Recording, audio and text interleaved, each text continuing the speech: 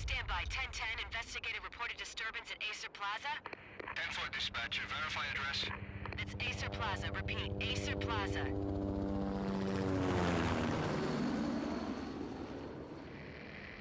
Shots fired on the rooftop. An assault in progress at Acer Plaza. Repeat, an assault in progress.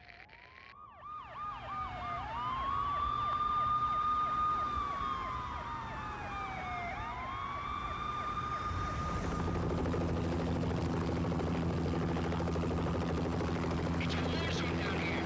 1085 dispatcher, need additional units. Additional units now.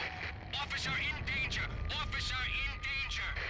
10-5, please repeat. 10-5, all units, emergency. Officer in danger, Acer Plaza. Repeat, Acer Plaza, all units. They were all dead. The final gunshot was an exclamation mark to everything that had led to this point. I released my finger from the trigger, and then it was over. To make any kind of sense of it, I need to go back 3 years. Back to the night the Payne started.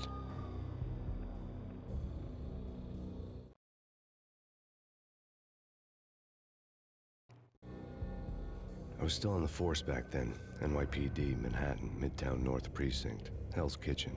So when are you coming to work for me, Detective Payne? You'd make me work undercover in some hellhole. Sorry, Alex. Michelle and the baby come first. See? My last smoke. It's bad for the baby. That's you, Max. A regular Boy Scout. See ya, Alex. Still on for poker Thursday night, right? Like taking candy from a baby. Life was good. Sun setting on a sweet summer's day. Smell of freshly mowed lawns. Sounds of children playing. A house across the river on the Jersey side. Beautiful wife and a baby girl. The American dream come true. Honey, I'm home. But dreams have a nasty habit of going bad when you're not looking. The sun went down with practiced bravado. Twilight crawled across the sky, laden with foreboding.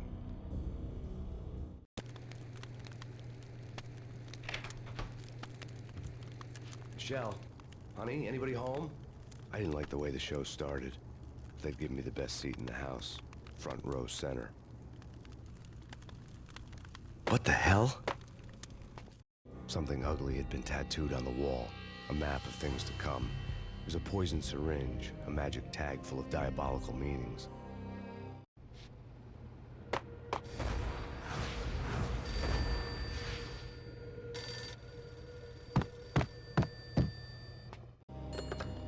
Listen, someone's broken into my house. Call 911. Is this the Payne residence? Yes, someone's broken into my house. They're still here. You have to... Good. I'm afraid I cannot help you. Who is this? Hello?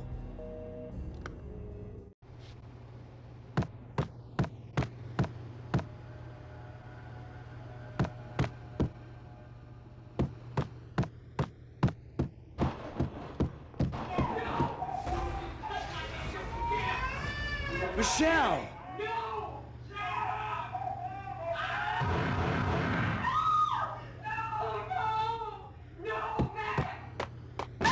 Michelle! Please!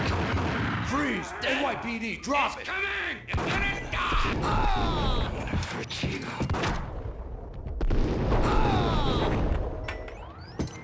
The flesh of fallen angels!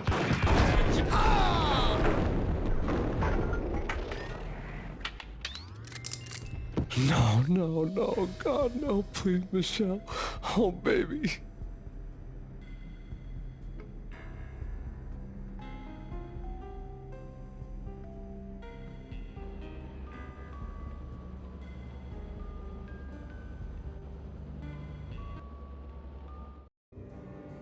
No!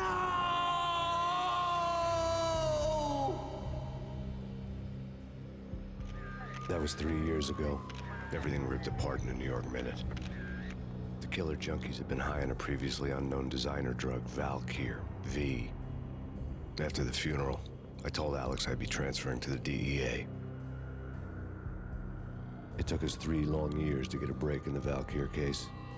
Then, finally, 2 months ago, a dime dropper tipped us off that Jack Lupino, a mob boss in the Punchinello crime family, was trafficking. I went undercover, infiltrated the worst mafia family in New York.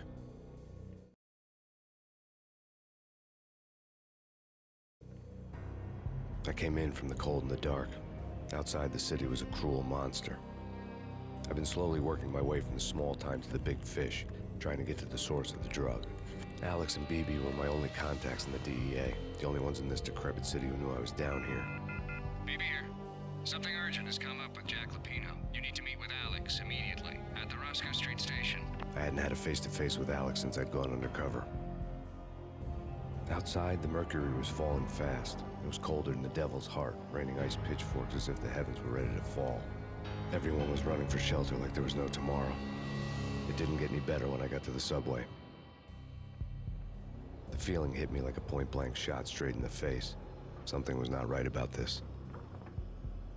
My beret stirred nervously under my coat. The train doors had already shut behind me, and I was in for the ride. Next stop, Roscoe Street Station, and Alex.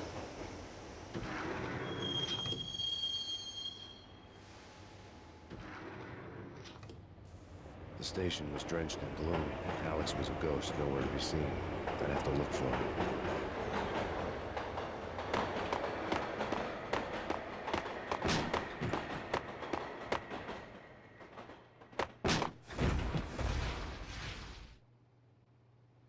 Death was in the air at Roscoe Street.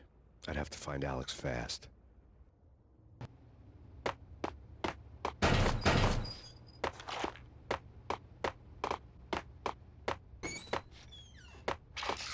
The pills would hold the pain back for a while. Wasn't Jig supposed to take care of this? He and Mickey are having too much fun taking care of the cop up there. Oh, what's the plan? Simple. Gun down every mother-loving bastard that gets off the train. Hold it!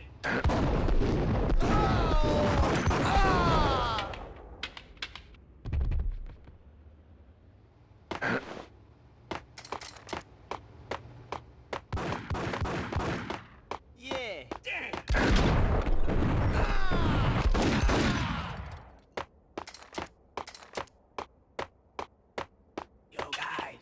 Yo guys, hey, we're getting around. You hear me? What the?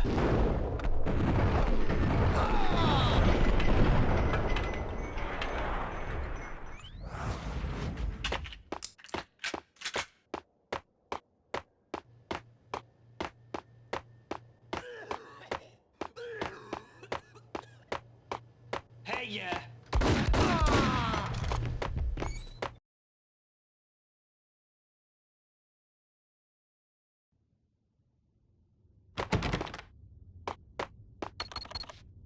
The security panel let out a mocking cackle. I'd need the right code. True. Damn! Alex had ended up in the middle of a big-time crime operation. Kiss it goodbye. No!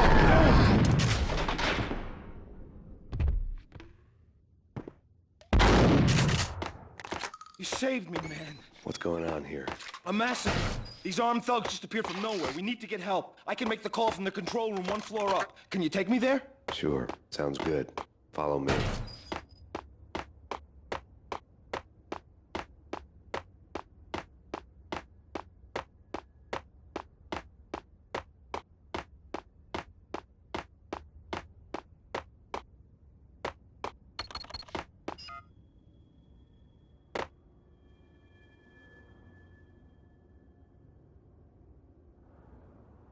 Home free. This way. What the hell?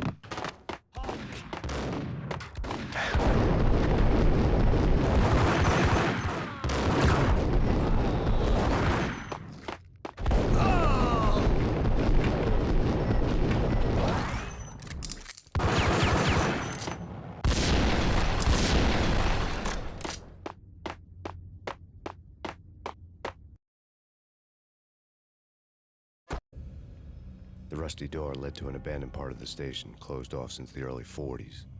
Something big was going down in Roscoe Street. Maybe that's why Alex had wanted to meet me here. Maybe not.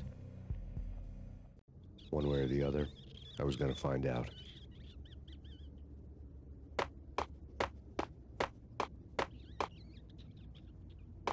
Did you hear something?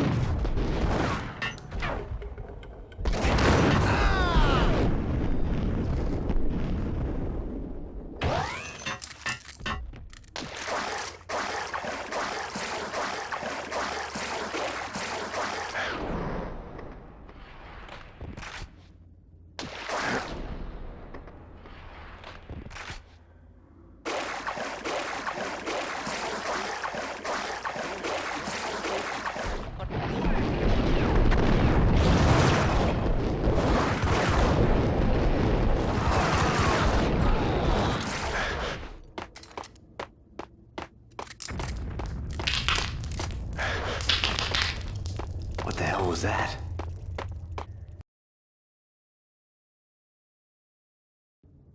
All done here. Give me the detonator. What are you talking about? The detonator. I thought you'd bring it. You were supposed to bring it. Yeah, right.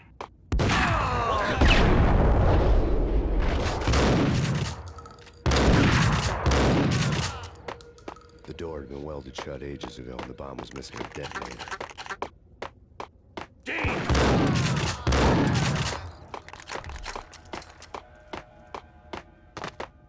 Okay, fellas. The police are on their way. Got him down.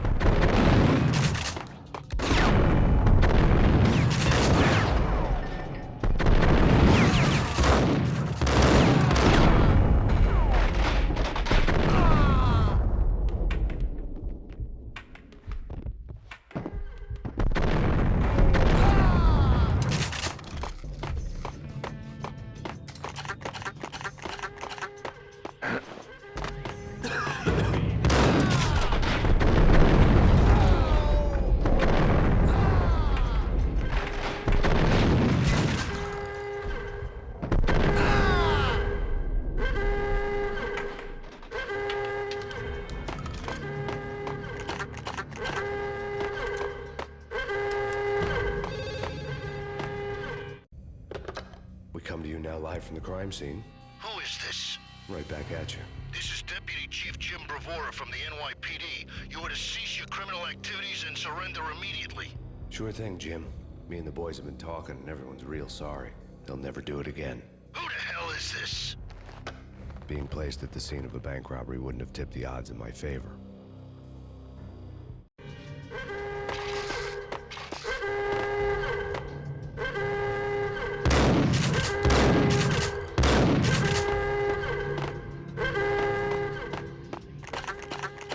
The bank robber's score lay on the table. The bank robbers have been after Acer Corporation bonds. The Acer success story had recently been on every channel and on the cover of every magazine.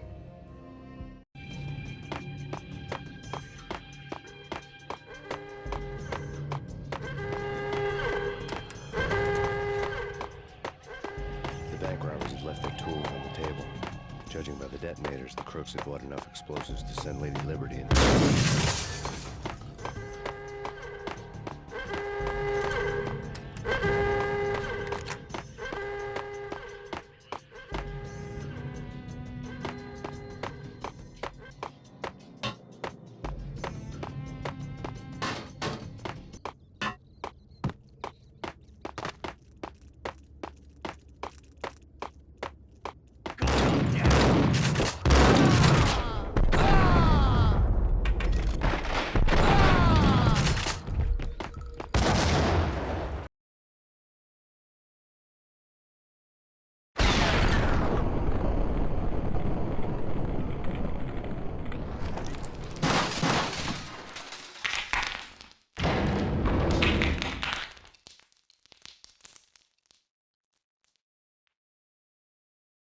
Hold it!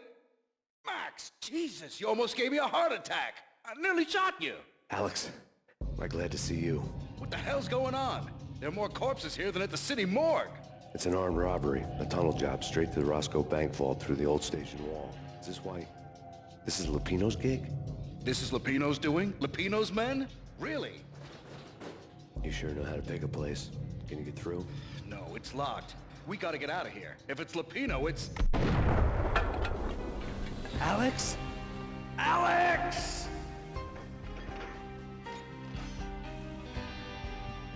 There was nothing I could do. He was dead. I could tell by the empty, accusing stare of his eyes.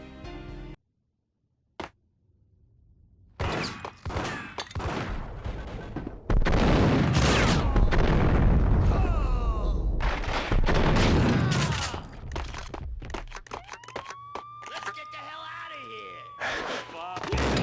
Got him down!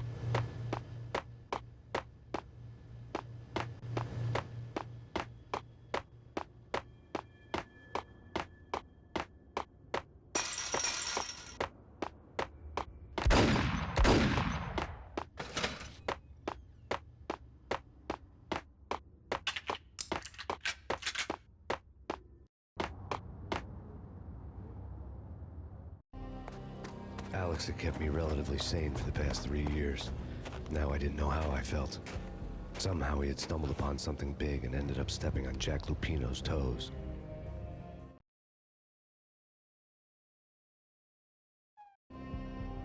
Lupino ran his racket of sex, drugs, and contract killings from a sleazy hotel in a slum block of tenements. The NYPD was closing in. I could hear the sirens.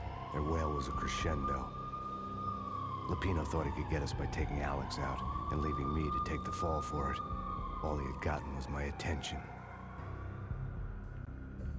I went for the hotel first. It was a sad old thing with flickering lamps and faded colors, cheap mobster punks and tired-eyed prostitutes. I walked straight in, playing at Bogart, like I'd done 100 times before. The place was run by a couple of murdering mobsters with shark smiles. The Finito brothers. Ladies and gentlemen, it's the pain in the butt. Pain to the max. You're killing me. Did you make that up yourselves, or you get some wine out downstairs to come up with it? Don't answer that. A rhetorical question. I got something for the boss. Lupino around? That kind of depends on who's asking. A friend or a junk squad plan. Don't answer. It's one of them, how do you put it, rhetorical questions. Lupino ain't here, but he said bye. Lupino wasn't in his cheap hotel. Instead, I ran into the Finito brothers. My cover had been blown. The door slammed shut behind me. And then I was dodging bullets like raindrops. Pain in the butt. Ha ha! Pain to the max. Junk squad kid. Gotta take to Marble City for you. Be first and lying down. Bring it in.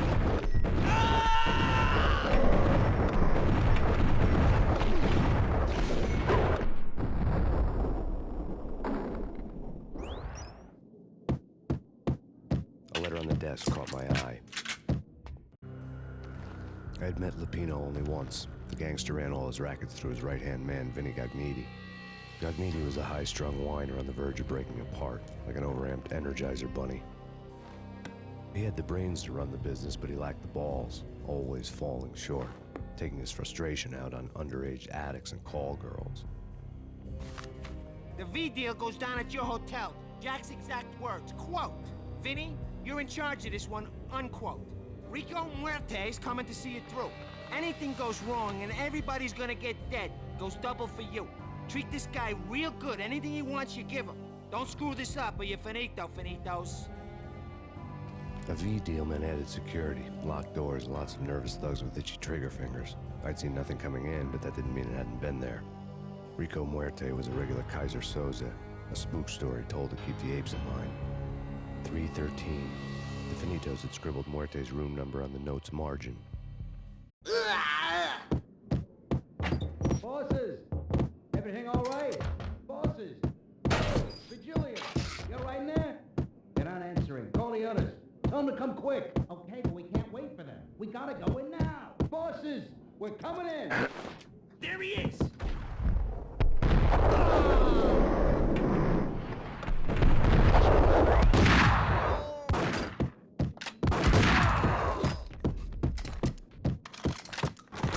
Getting out was not going to be easy. The staircase was locked and the elevator had been busted for a decade or more.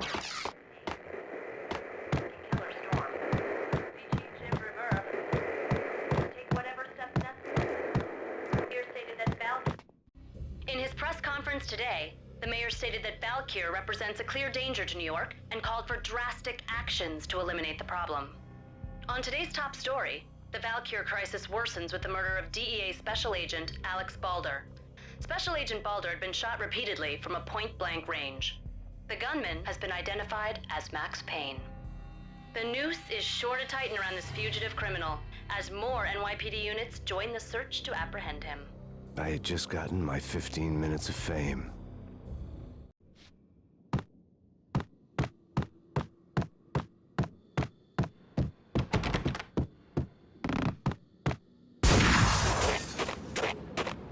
Yeah, something's wrong with the bosses. Hey!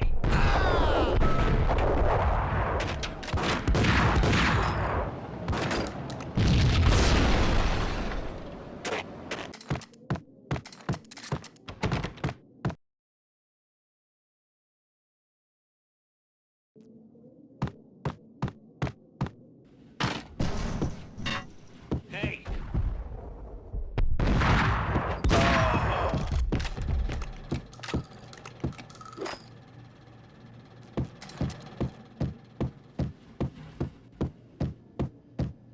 Previously on Lords and Ladies. Lady Amelia, Marquis Valentine asks for No! an audience. Thank you, Lawrence. My lord. And now,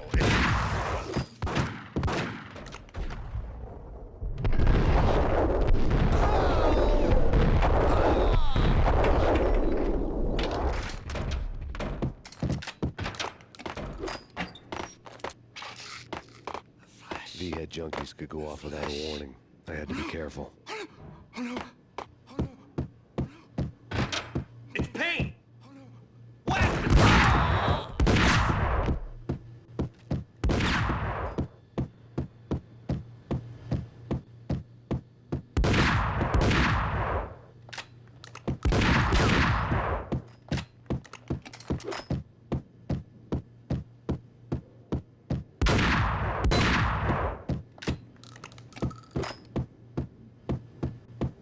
Piece of crap!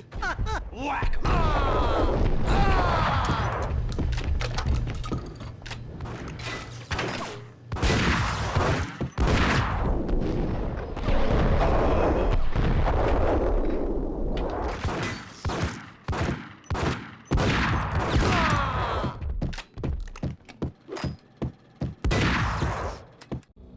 Tonight, the city's fight against the nightmare drug Valkyr took a turn for the worse as DEA Special Agent Alex Balder was found brutally slain at the Roscoe Street subway station.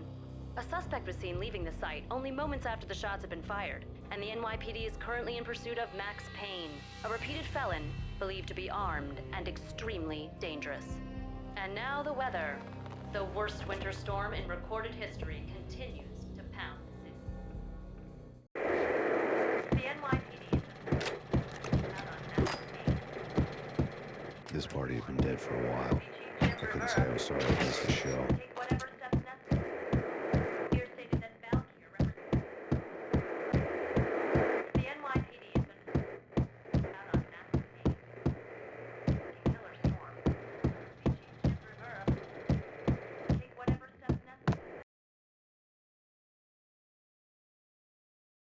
Get away.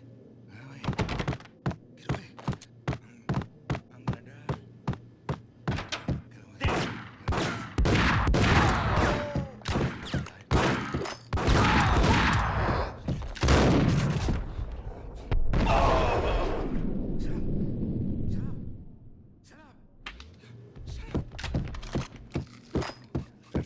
Muerte's room.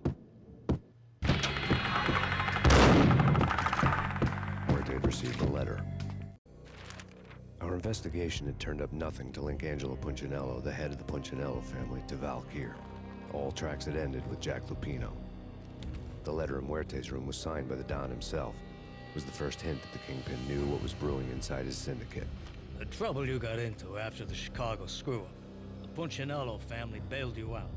You have been waiting for a chance to pay us back. One of our trusted boys has a monkey the size of King Kong on his back. And we need your special skills for backup on a major deal. Collecting evidence had gotten old a few hundred bullets back. I was already so far past the point of no return, I couldn't even remember what it looked like when I had passed it.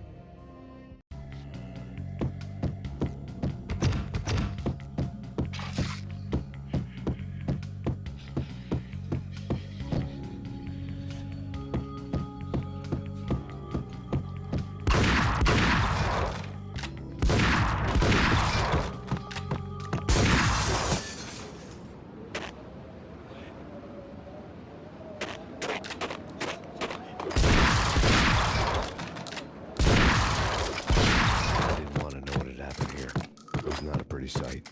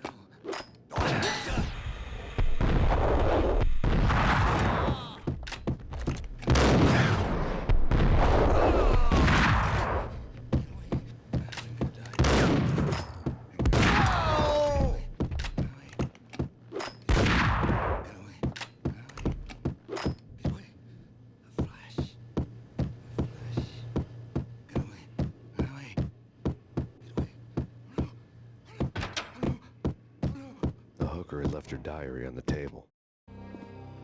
The diary belonged to a hooker named Candy Dawn. The read would have made a vice cop blush. Had talks with the mystery hag over the phone again. Sent her the latest One-Eyed Alfred tape. As long as the hag keeps paying for the tapes, the old man could come every day for all I care. She had a nice sideline, making secret X-rated flicks of her clients and selling them to the highest bidder. It would get her killed if her V-fix for the day didn't do it first.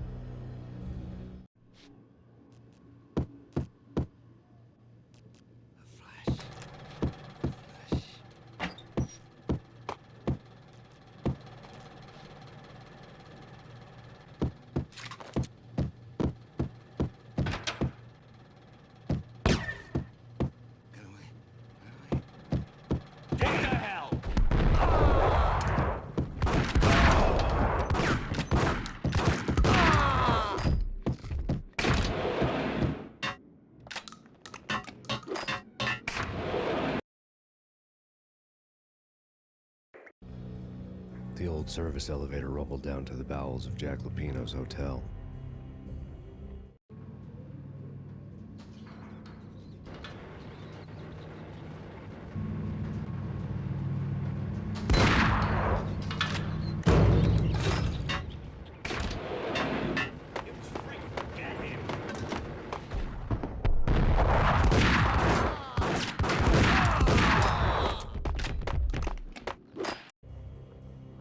Winter storm warning is in effect in the whole tri-state area, as both freezing rain and heavy snowfall continue. Many roadways are already closed, and people are advised to stay indoors. The severe blizzard has ravaged New York for 3 days now, with no end in sight. We'd been snowed from the start in the Valkyr case. The forecast said there was plenty more where that had come from. But the snowbound city was on my side. Less chance of innocent bystanders getting caught in the crossfire.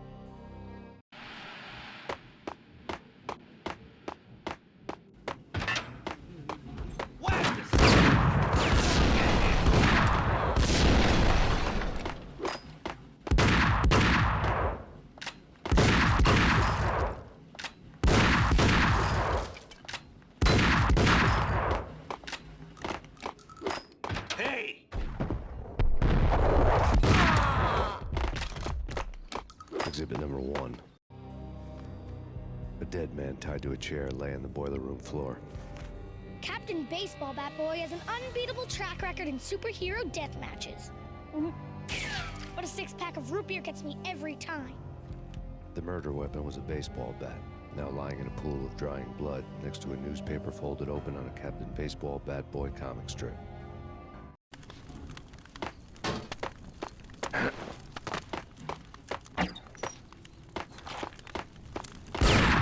Vampire movies. Why are they always set in LA or Mexico? They can't ice them.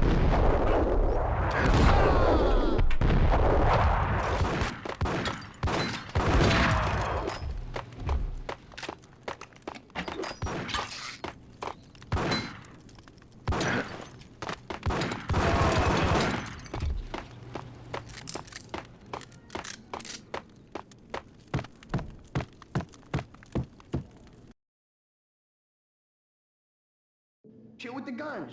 Trust me, you don't want to piss Muerte off. Gentlemen, let's do business. Green for green. Cheers at Green-Eyed Angels. Amen.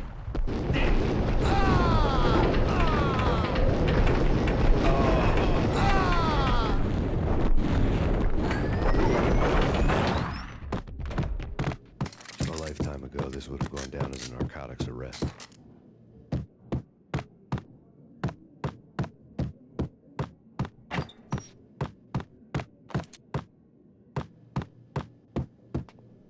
It was dirty money.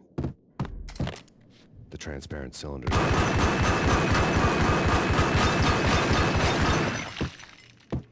There was a key on the table.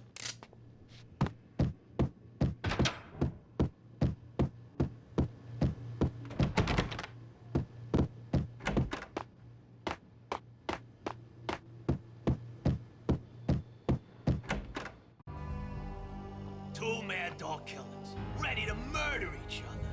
They step into the next room, and I'm thinking, now they're gonna do it. But no. They sit down in front of a TV and solve their differences with a kung fu fighting video game. I tell you, Candy, I was so depressed, I strangled them both with the video game cables. Oh, Rico, you're so bad. I am, ain't I?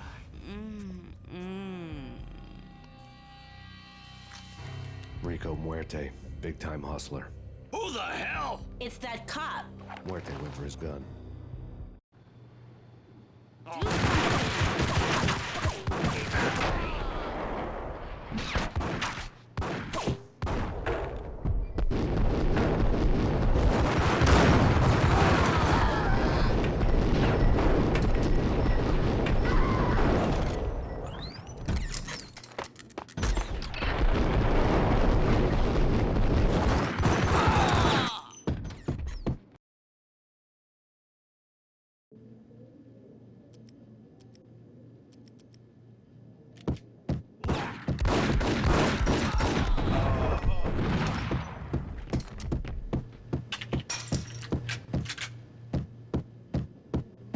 The antique switchboard was still in use. There was an old telephone switchboard in the back room of the reception area, the kind that made phone tapping child's play. It wasn't hard to picture a fat pimp sweating with headphones on, listening to his hookers talk dirty and fake orgasms over a web of party lines, the blood veins of New York. Right now, there was a different set of moans and groans going on. Boss, Cornelia, this is Max Payne. He came, started capping us. He killed him. Are you freaking kidding me? He's just one lousy cop. You better be freaking kidding me. Whack him. What's the freaking problem? Hello? Answer me. Hello? The word was out. A deadly virus released into the city's corrupt circulatory system. Something wicked this way comes. Max Payne at large.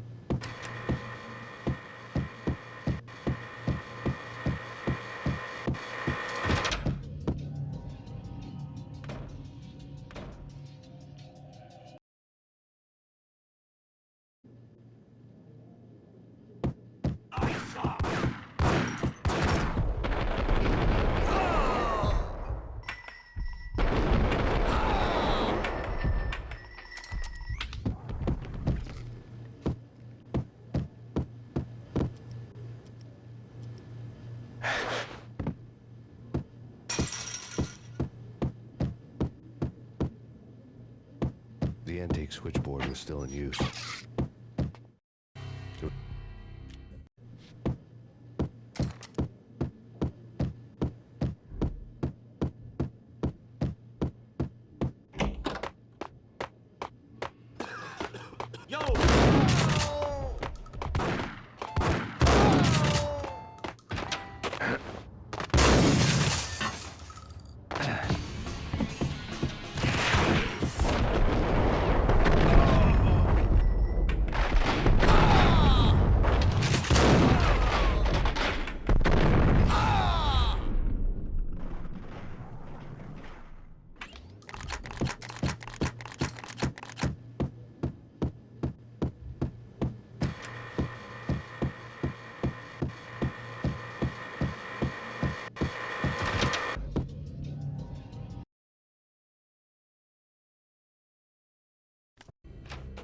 Turn around, walk away, blow town.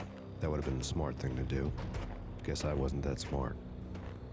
Lupino's tenement buildings were a seedy hangout for all kinds of sleaze. A liquor store, a pawn shop, a laundromat full of mobster bookies and loan sharks. The list went on. The how and why of it was a mystery to me, but they knew I was a cop. They knew I was coming, and they were gonna get real trigger happy about it. I got to see Lupino's hangout all lit up. A bomb went off, turning snow into liquid gold. A pillar of fire lifted the remains of a car straight up into the air. The flames were highlighted on the hood of a black Mercedes-Benz as it coasted down the street real slow, as if the driver didn't have a worry in the world. I got a good look at the man riding shotgun. It was Vladimir, the head of the local Russian mob, the fly in Don Punchinello's soup. The ringing in my ears was the sound of a mob war being waged.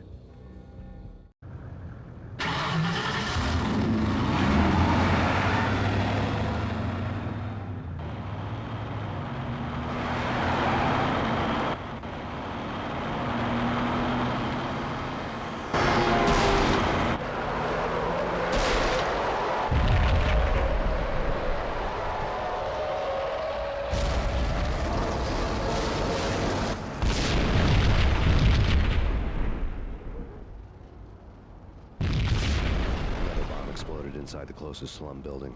It was a lucky break. The goons inside were spooked, but luck always came with a price tag. More bombs could still be ticking inside, and the cops would already be on their way. Jack Lupino's suite was on the top floor. At least it used to be, before the explosive makeover.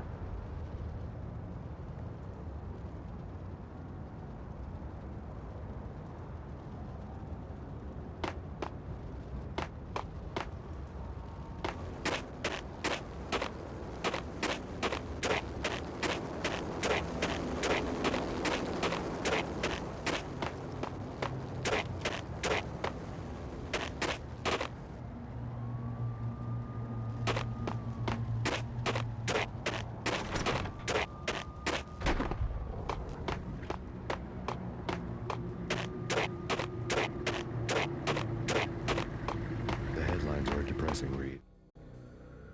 The headlines were screaming bloody murder. The storm was a screaming duet with the approaching prowl car sirens. It was all a scream when you were down for the count and wanted for murder.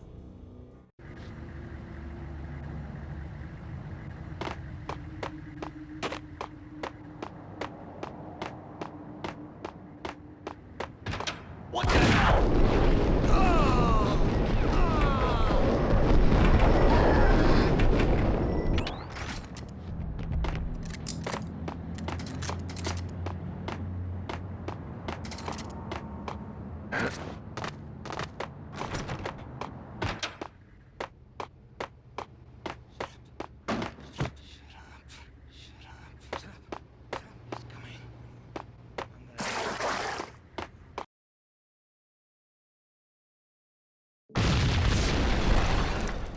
The whole building was rigged with explosives.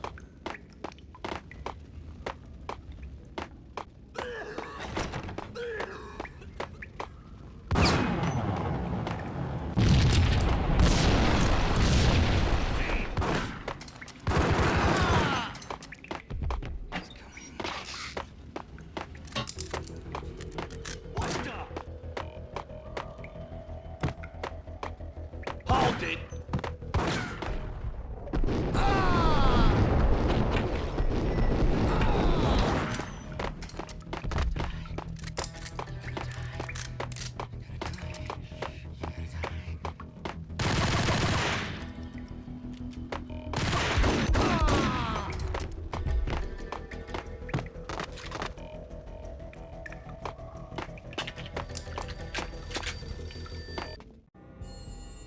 beaten-up phone in the entrance hall was ringing.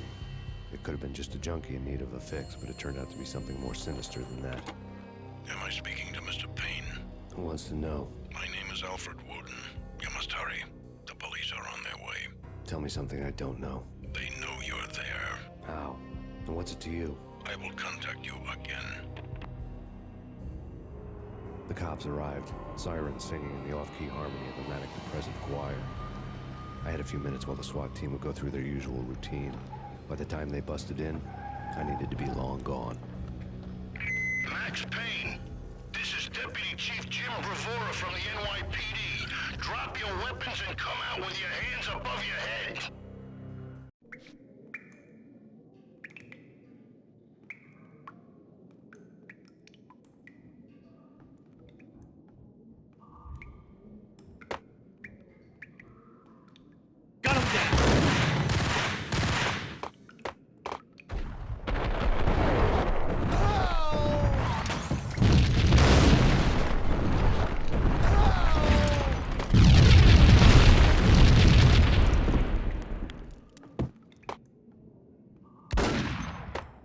Someone had left a letter on the counter.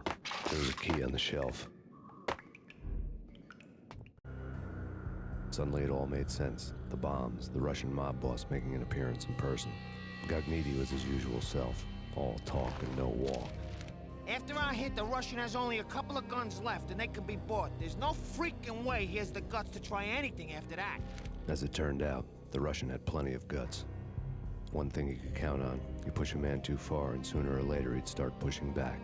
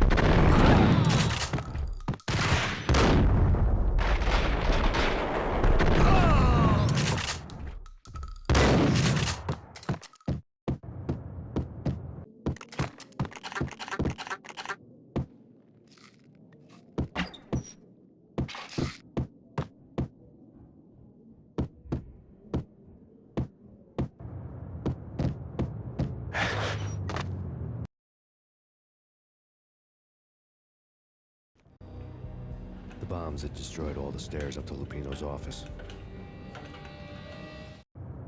The alternate route led there by way of adjoining rooftops.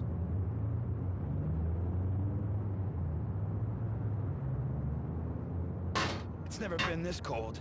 Never, ever. It's like the sky's falling. Yes, sir. It's the end of the world as we know. And I don't feel fine. I don't feel anything. Not a thing. I'm freezing my butt off. To get to the roof, I'd need to get to the elevator through the locked door up ahead.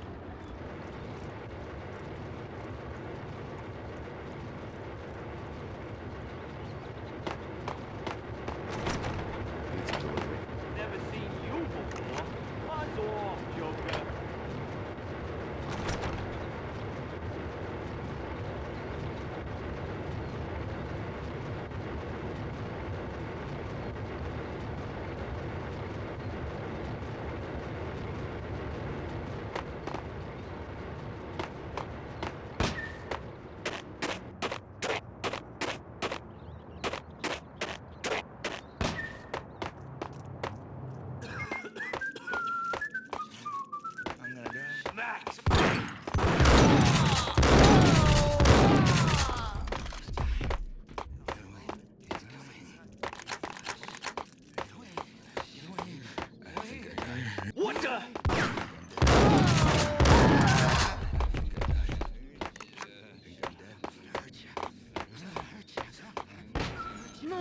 shoot. You know the clowns at the laundry? Me? No. You're no good to me then. What? No, the laundry, yeah. I know him, yeah. Get me in there. Okay. No problem, man. I'll come to the laundromat with you. I'll get you in.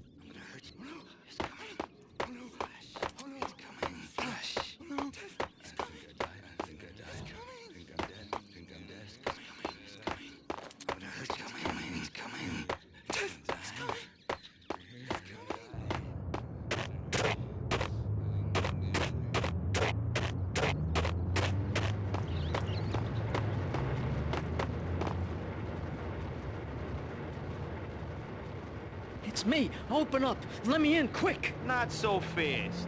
The password. John who? Come on. Okay, John Woo. All right. Come right in. It's a trap! It's Payne!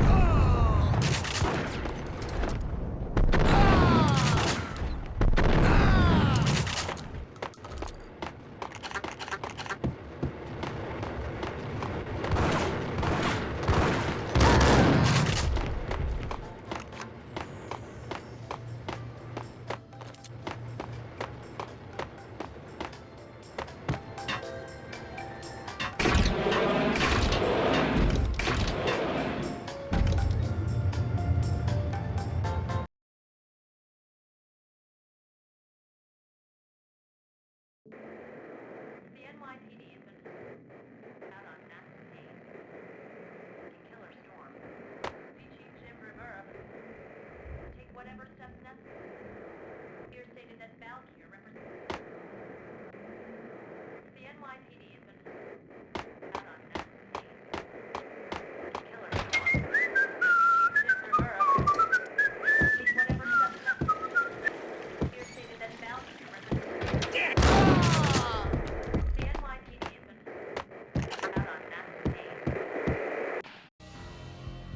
New York City is in crisis tonight, with reports of Valkyrie-related gang war in the streets of the Bronx. Apparently, Max Payne, wanted for questioning in connection with the slaying of a DEA special agent earlier tonight, is waging a one-man war against his former partners in crime. Among the list of casualties so far are notorious mafia members Joey and Virgilio Finito, as well as Rico Muerte, himself a fugitive from the law, and a suspect for several murders in the Chicago area. The NYPD has been placed on full alert. A citywide APB has been put out on Max Payne. Deputy Chief Jim Rivera has promised to take whatever steps necessary to bring him to justice. What those steps may be remains to be seen. For NYCNN TV News, this is Kira Silver.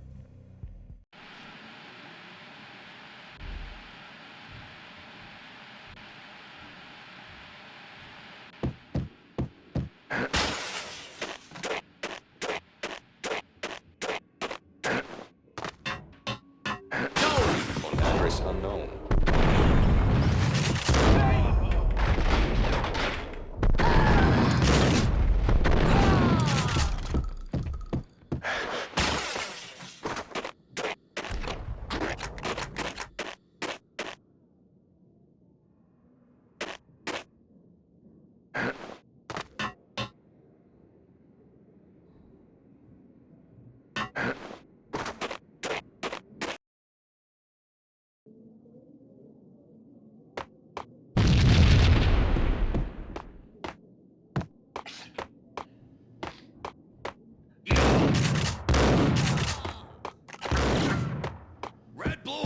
It's always red or...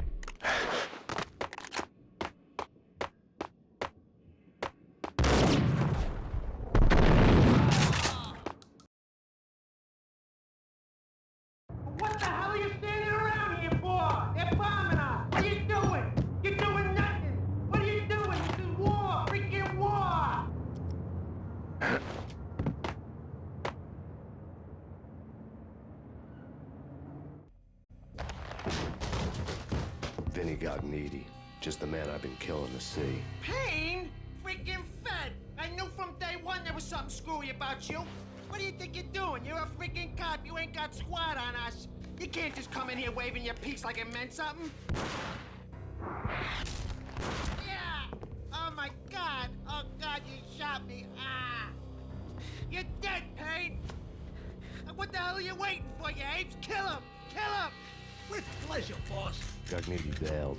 I made like Chow Yun Fat.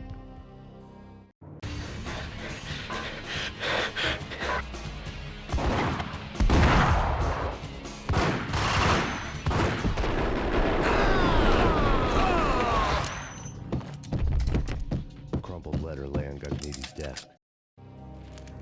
The letter was addressed to Don Punchinello, but Vinny had never had the nerve to finish it. Jack's gone voodoo. Just the other night, he shot Dino because he wanted to see what his brains looked like splattered on the wall. He's a freaking mad dog. We're running out of men and business fast. Gognitti had been living in mortal fear of his boss. Jack Lupino was a psycho.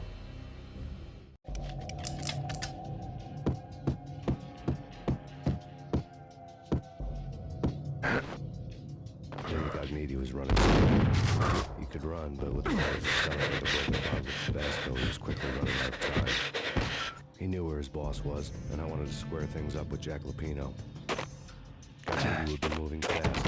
I don't know about Angel. It's fear that gives men wings.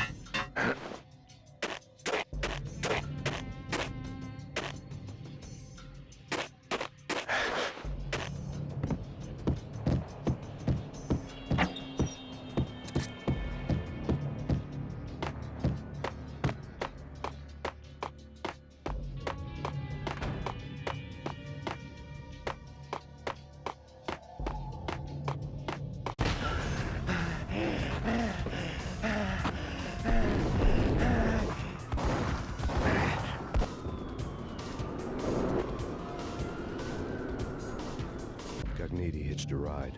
To catch him, I'd have to follow his lead.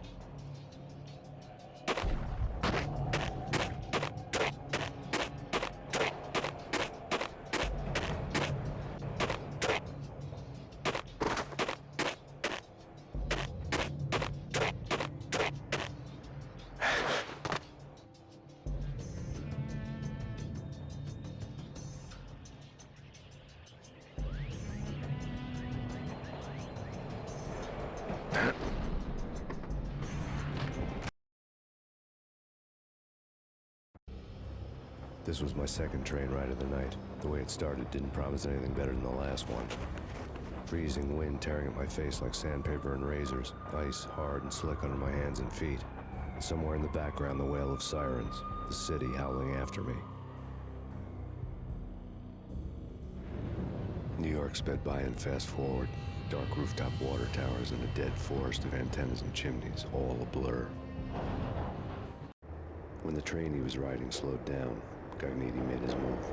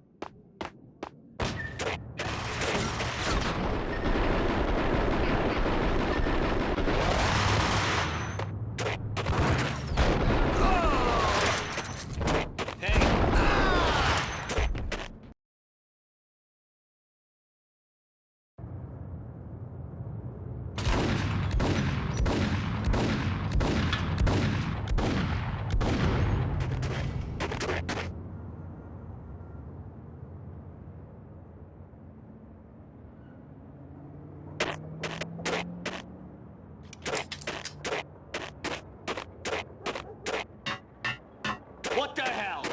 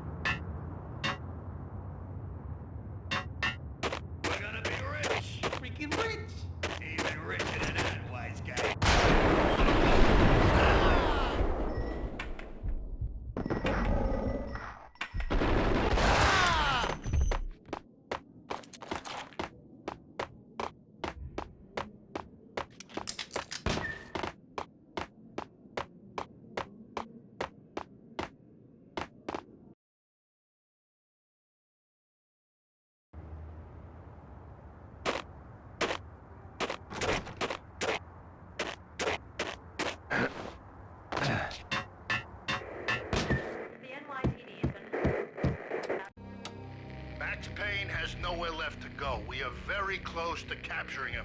You'll get a full statement then. Right now, I've got better things to do, ma'am. That was Deputy Chief Jim Rivera from the NYPD with no further comment at this time. Apart from his suspicious food habits, I figured Bravura to be one of the good guys. Fate had just dropped us on different sides in this. But when it came to capturing me, he was way out of his league. I had already ditched the cops a couple of rooftops back. For now.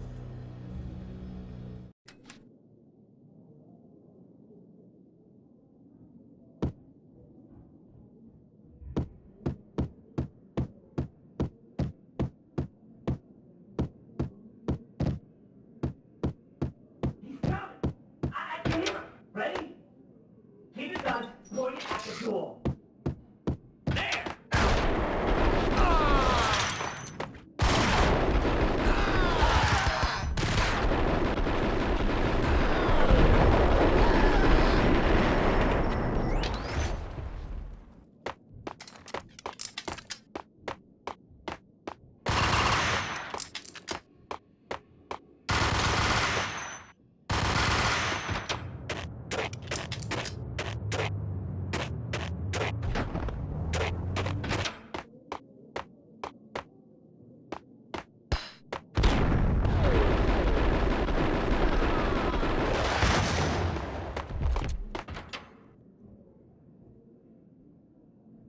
Open, goddammit!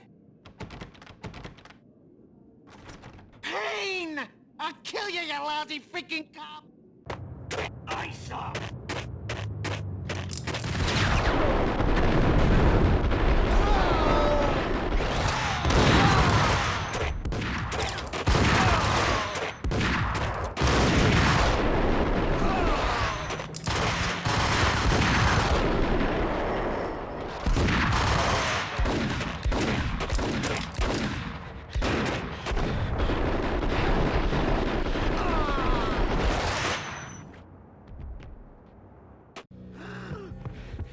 Gagniti ran out of steam in a dead-end alley with steam boiling out of the sewer grates like all the fires of hell were burning high beneath us.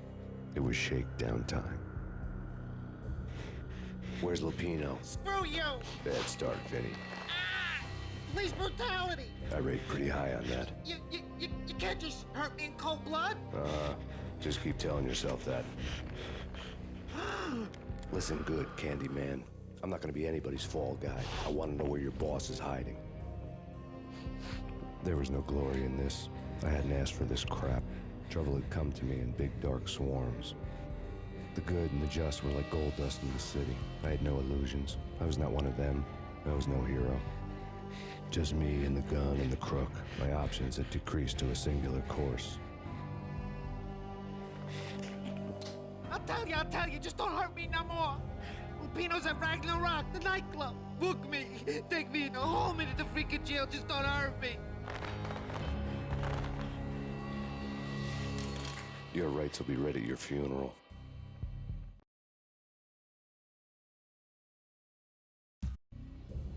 Ragnarok was Lupino's private nightclub, a den of drugs built into an old theater. I knew what waited inside. V-head junkies ready to explode in random acts of senseless violence, and Lupino's goon squad, the worst stone-cold killers this side of hell. Ragnarok was as inviting as a headache, flickering and flashing to a machine gun beat. The belly of the nightclub was a gothic theme park that began with bondage games and led to the nasty stuff from there. As subtle with its dark message as a cop-killer bullet through the heart. Like father, like son, just like Jack Lupino.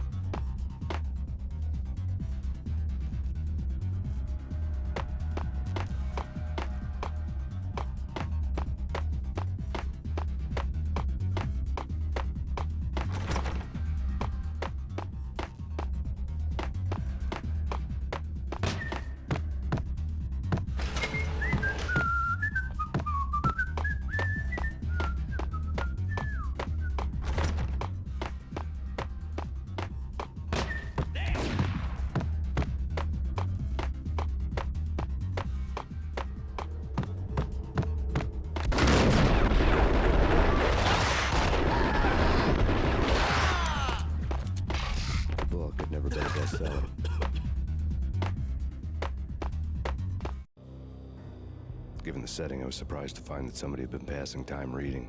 The paperback was entitled, The Age of Murder and Storm. The blurb on the back mentioned Norse mythos and Ragnarok, the end of a Viking world with a terrible winter that covered the earth in ice, when vile crimes were rampant and all humanity lost. I could see how somebody impressionable might get it into their head that we were at the end of time. I was also beginning to see what the nightclub and its owner were all about.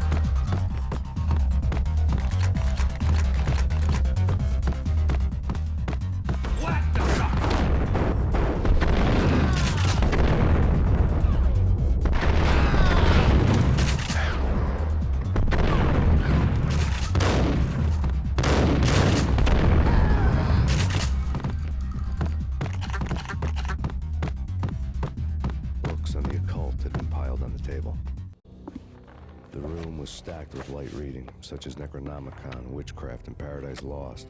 Old exotic titles like Malleus Maleficarum and De Umbrarum Reini Novum Portus. Books with pentagrams on their covers, all dealing with the occult and the infernal, lying between stacks of horror videos and a couple of Ouija boards. The only thing I could take seriously was the thought of Lupino taking it seriously. He had been spending a lot of time getting intimate with the guy downstairs.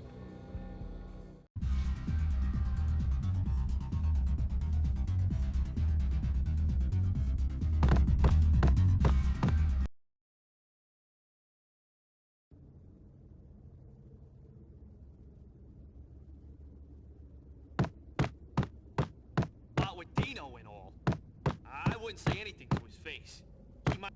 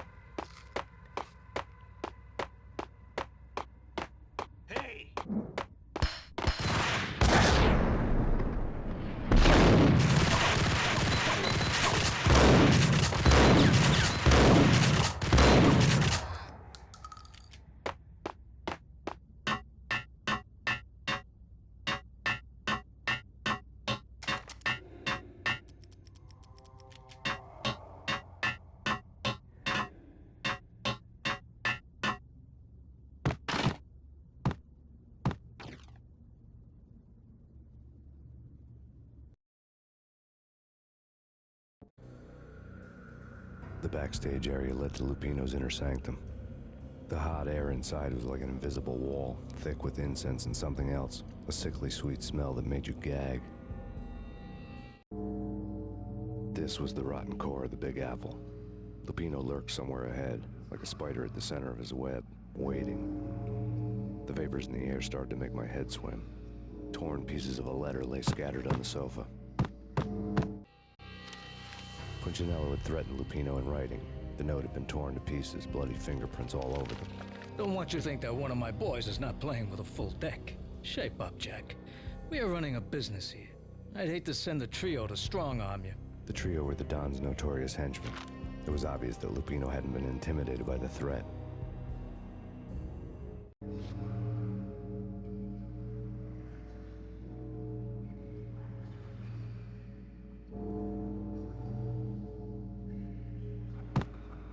Lupino's notes covered the table.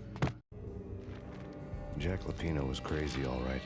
The table was scattered with notes of demented arcane nonsense written in rusty blood. A mishmash list of demons, devils, and dark gods evoked. Beelzebub, Asmodeus, Baphomet, Lucifer, Loki, Cthulhu, Lilith, Hela, blood given to you all. He was after that old Faustian deal. Your soul for power and fortune. Just sign on the dotted line with your blood.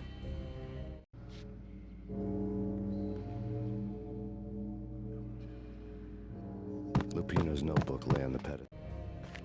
Jack Lupino was crazy, all right.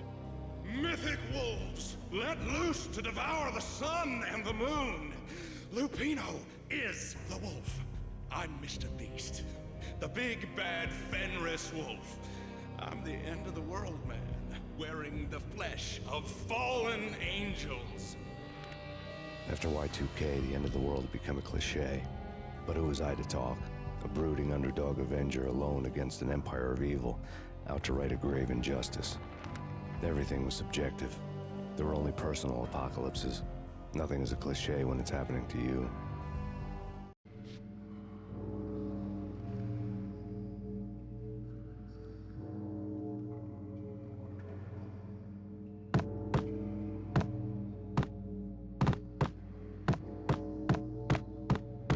The flesh of fallen angels! Come to me all! Astaroth, Beelzebub, Asmodeus, Baphomet, Lucifer, Loki, Satan, Cthulhu, Lilith, Hela! Blood to you all! Secrets under the skin of reality. I've seen it. The corruption of flesh. Oh! I'm the wolf, yeah! I am the wolf! It's close. It's coming. You have come. It's to the end of time. It's now! I will rise to her side! I don't need the words! I'm beyond the words!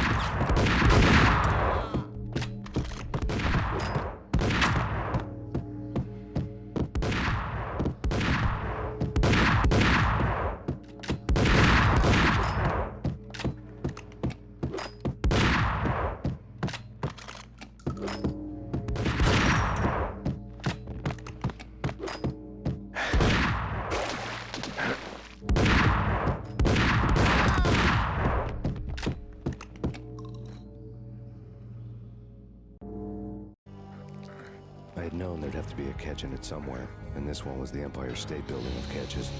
Lupino was pumped up and dying to go 15 rounds with a mutant alligator. And then he started this spooky monkey talk, straight from a bad dream. Mine.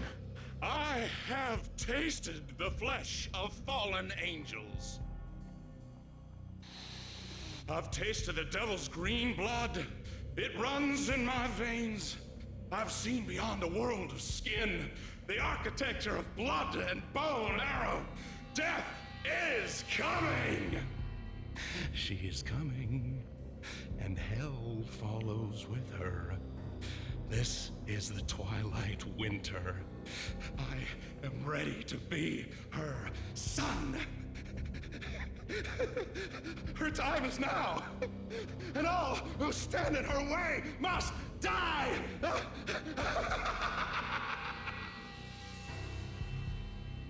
Die! You'll die! You'll die! Now! All die!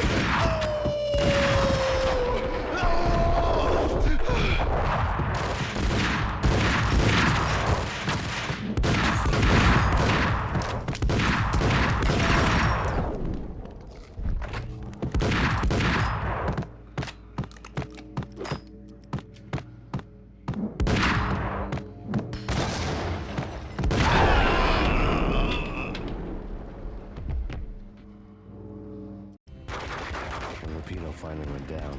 I wanted to make real sure he'd stay that way. V was a bad monster. Turned them into friggin' zombie demons from outer space. I think he's dead already. Huh? And that's when it happened. But dead or not, you've got the wrong guy. In stepped this knockout femme fatale holding a gun to my face. I returned the favor.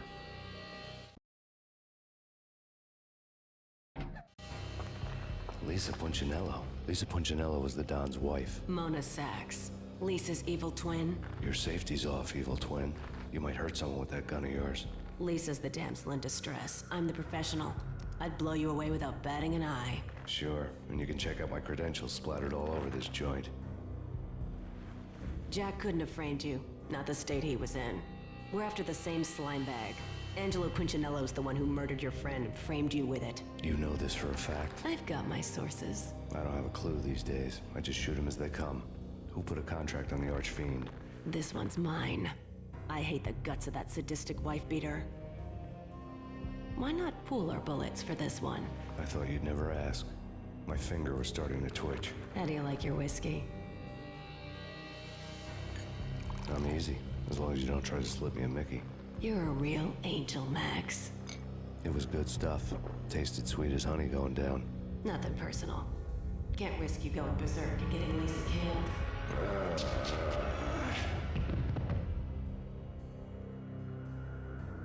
The nightmare was always the same.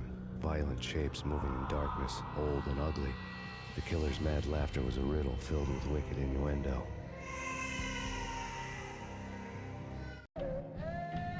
Somewhere, the baby was crying.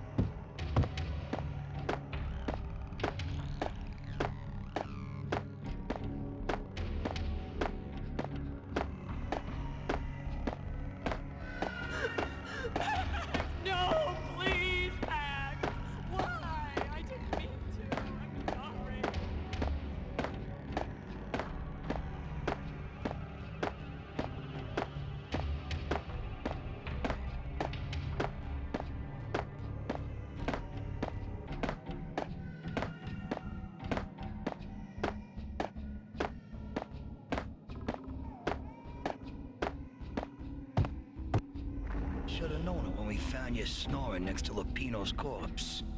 A comedian, huh?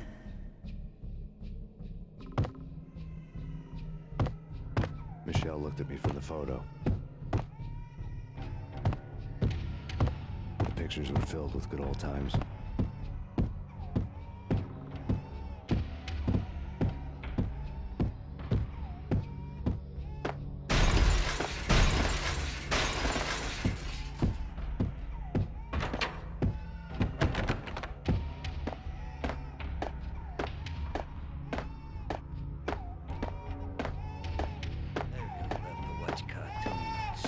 Captain Baseball backwards, my favorite.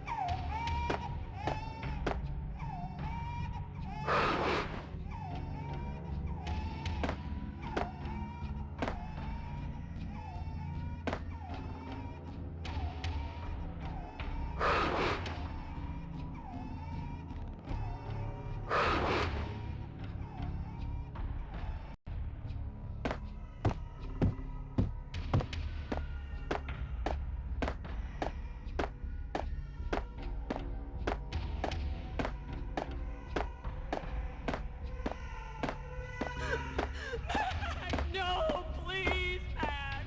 Why? I didn't mean to. I'm sorry.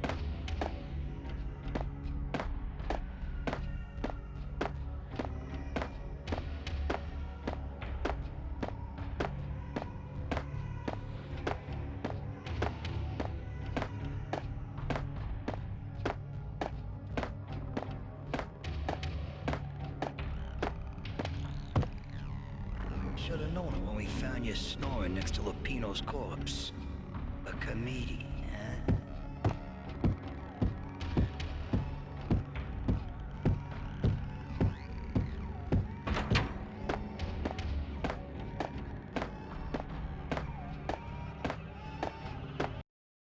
They really left the West cartoons. Captain Baseball backwards, my favorite. Watch cartoons. Captain Baseball backwards, my favorite. Watch cartoons. Captain Baseball backwards, my favorite. Watch cartoons. Captain Baseball backwards, my favorite.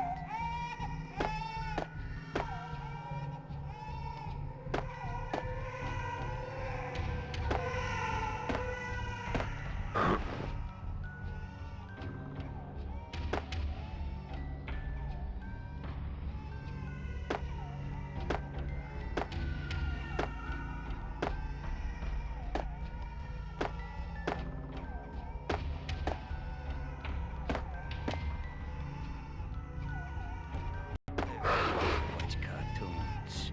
Captain Baseball backwards, my favorite.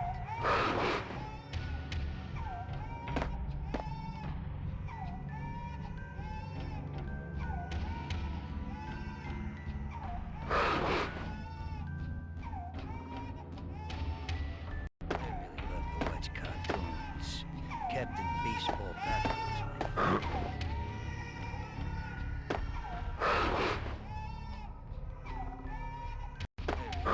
Watch cartoons. Captain Baseball backwards, my favorite. Watch cartoons. Captain Baseball backwards, my favorite.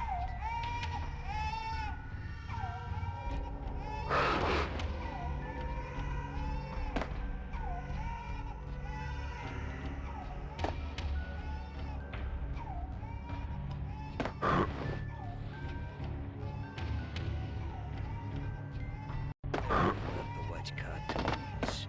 Captain Baseball backwards, my favorite.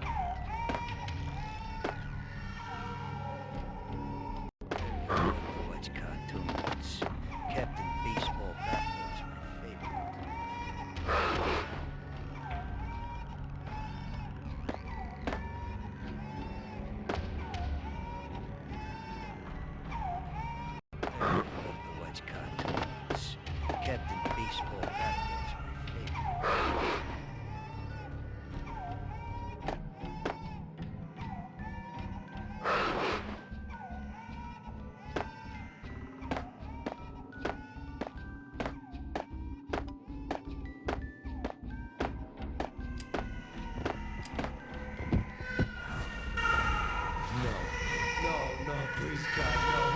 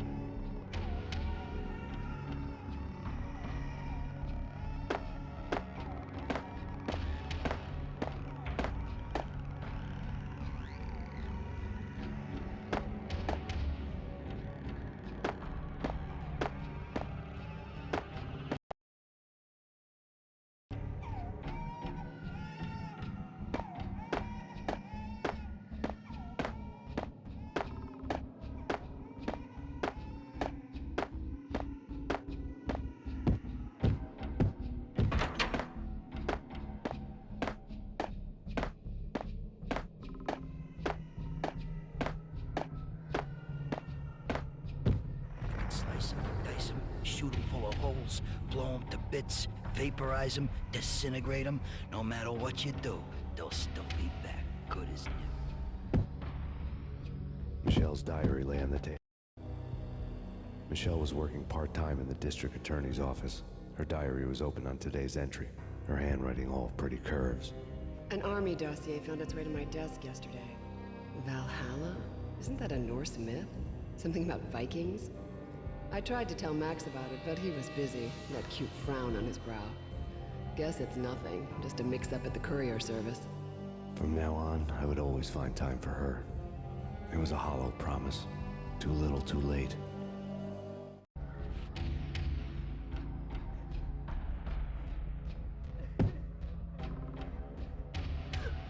Max, no, please, Max. Why? I didn't mean to. I'm sorry.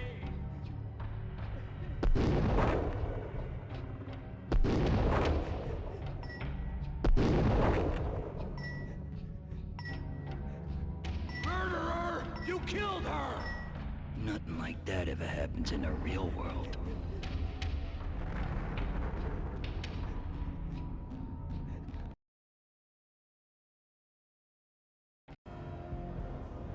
I woke up in a bad dream. My head felt 2 sizes too small for my brain. Max Payne. I envy your name. And the killer was smiling. Pleased to meet you. I'm Frankie the Bat Niagara. Niagara, as in you cry a lot? He had a baseball bat and I was tied to a chair. Pissing him off was the smart thing to do.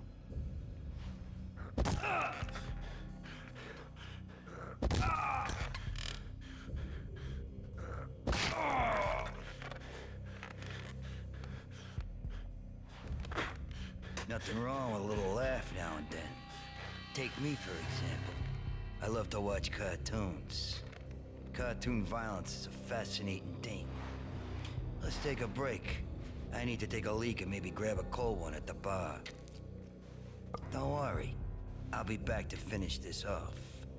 And then, it's checkout time. You play, you pay, you bastard. He swaggered out, and the door clanged shut behind him, locks clicking into place. Everyone makes mistakes. Mine hadn't been to crack jokes about the goon with the bat. He'd have cracked my skull regardless. It hadn't even been to trust a girl with a gun. I had blindly gone after the first bad guy on my hit list when I should have been aiming further up the ladder, at the head of the Punchinello family. I couldn't bring myself to be pissed at Mona. Guess I had a soft spot for her pretty face.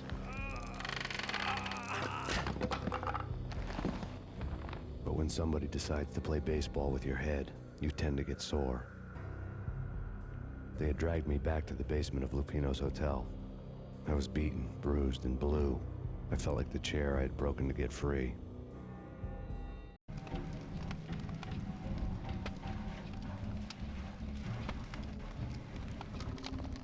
All I had was Niagara's bat, sticky with my own blood.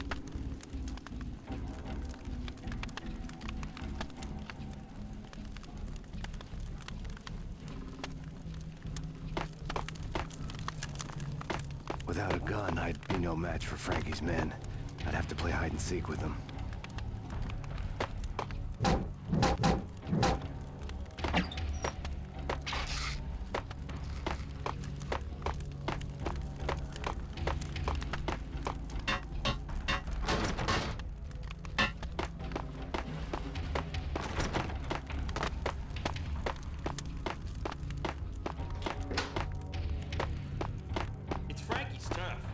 Take care of it. Yeah, I know. Just I wouldn't mind having a go at it myself. It's Dan!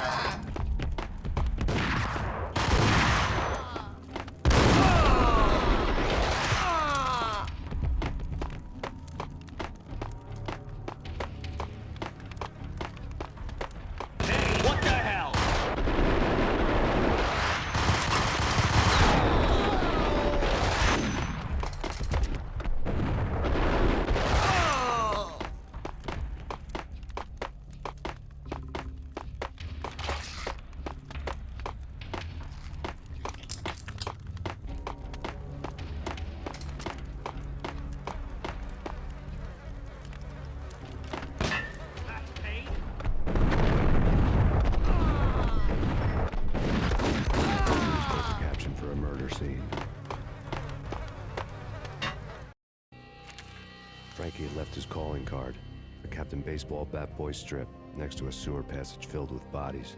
You'd better not mess with Captain Baseball Bat Boy.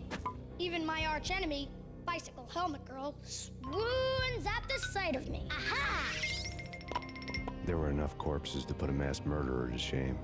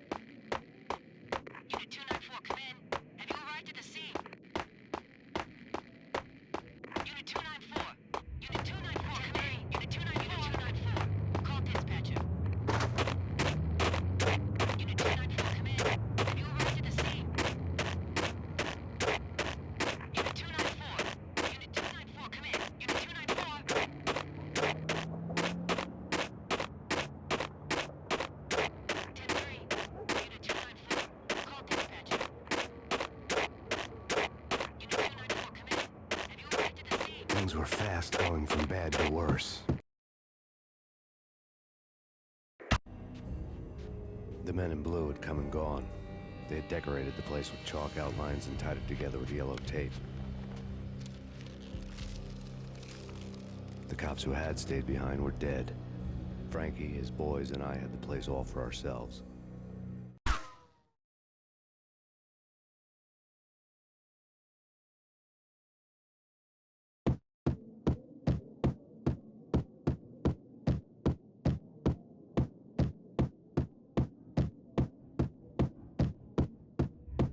Just forget about it. Just forget about it. Hey, just forget about it. That crazy witch, you should have heard her. She was a real scream when the boys caught her trying to cap the Don. Oh, that's friggin' bad. To the trio? That's even worse than what Frankie's doing to that poor bastard downstairs. She's gonna take a long time to die. The mobster muscle on the phone was talking about Mona. Punchinello's trio were nothing but bad news. The NYPD has been is!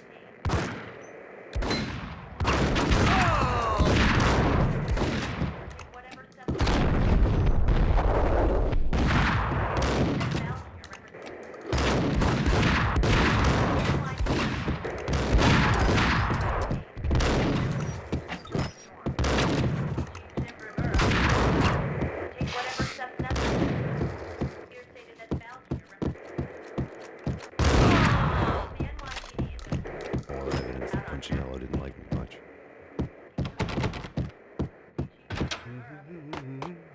What the hell?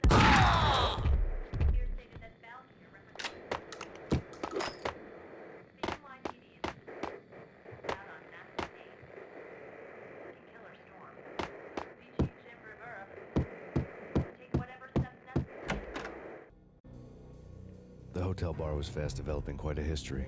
True to his words, Frankie was there, having a beer. Jesus Christ. How the hell did you get loose? Got bored waiting. Thought, what the hell, we could just as well finish this here. Fine by me. This works out just as well.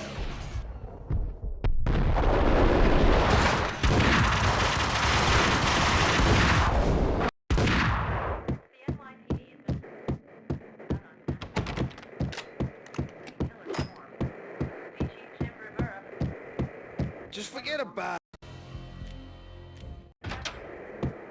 There he is!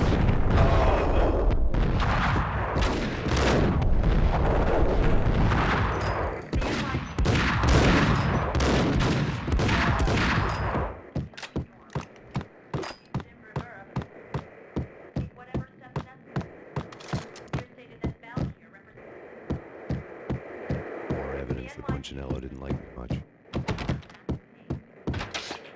Hold it!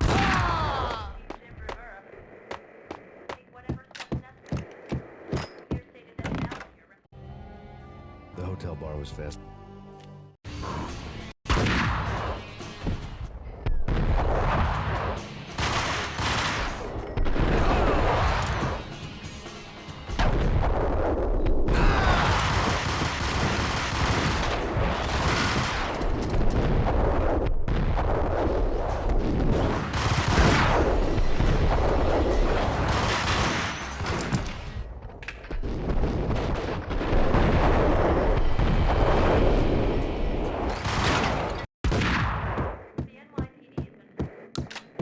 Just forget about it. There he is!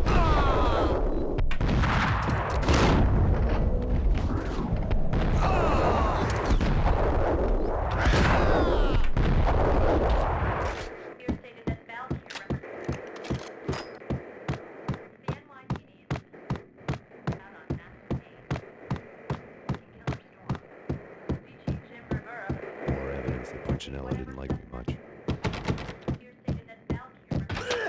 What?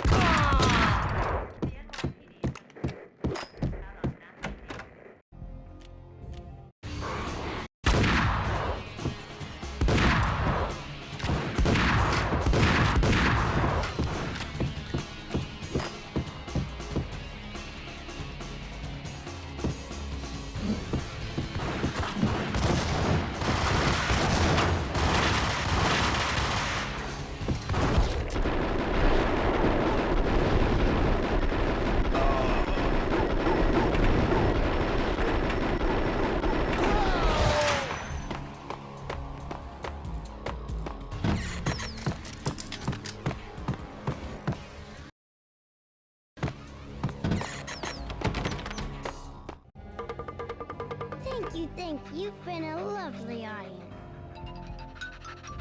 Had enough? I don't play with girls anyway. Unfair! I spotted the tail as soon as I left the hotel. A big black Mercedes. I'd seen the car before. That time it had heralded impressive explosions. Vladimir was back. Bang. You're dead, Max Payne. I might have laughed if I remembered how. What's this supposed to be? Cops and robbers? Look, you want something with me? Get in line. Peace, man. Relax. You know you are a real news item. Armed and dangerous. I am going to make you an offer you can't refuse. I've always wanted to say that. It's a bum rap. I've been framed. Well, that's a moot point. Whatever you did or did not do, I'm sure you had good reason for doing it. Want to hear me out? I'm listening.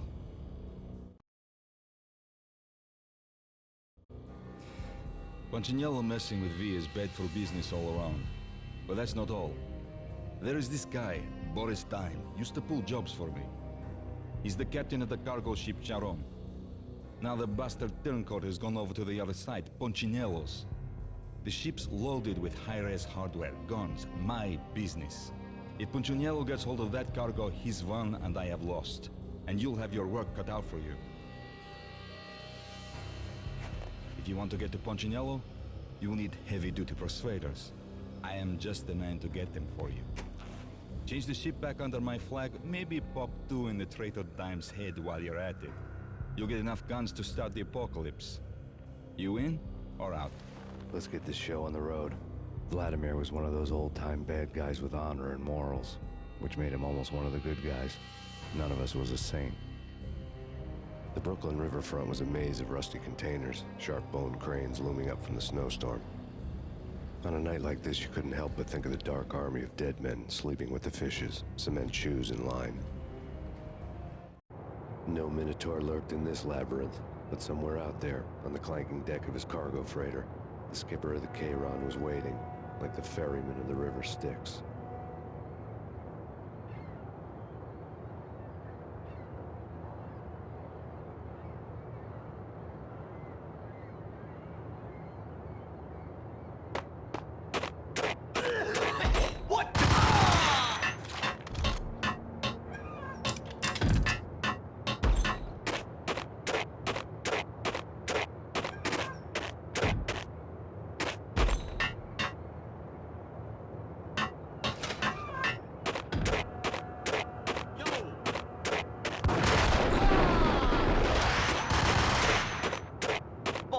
Beaten to a pulp. Eyes swollen. They couldn't see anything. Swaying on their feet. Slipping on the blood. What the hell?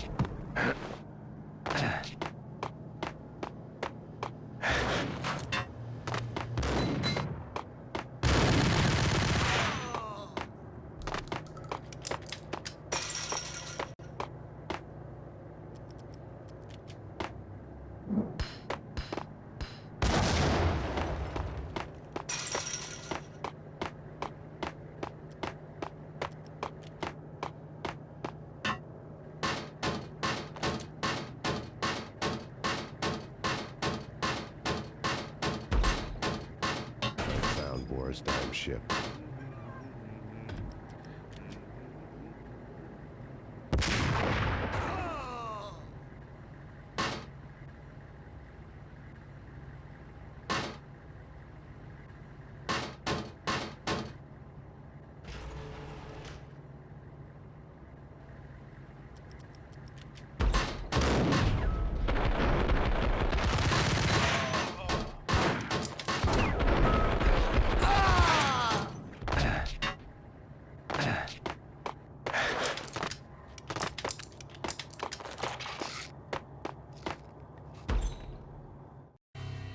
Rust had crept over the sides of the cargo steamer a long time ago.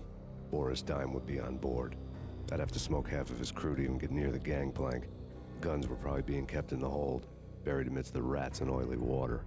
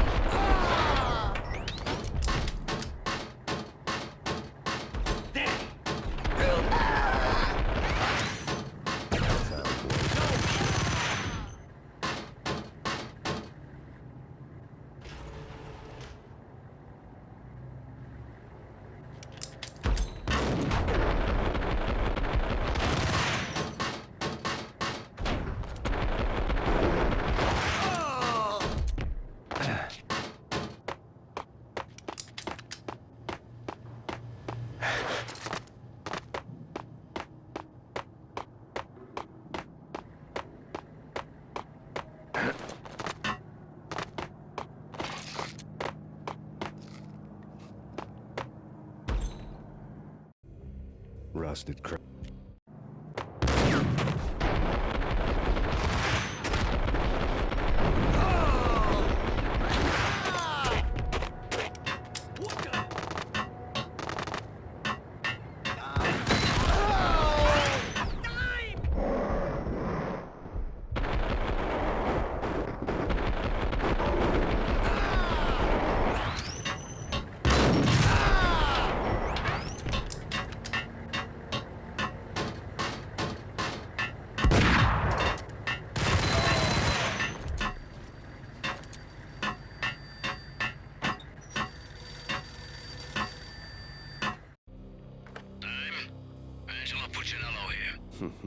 Angie, tell me, how much the dime cost you? I bet it was more than his name. Max Payne. Right the first time. You're dead, punk. You sure you're not confusing me with Boris here? But you are right, of course. Pretty soon we should get together and have a talk. You son of a... Pissing Punchinello off was a dangerous game, but when people get mad, they make mistakes. I should know. That's where I wanted Punchinello, mad enough to trip over his own feet, preferably into a grave.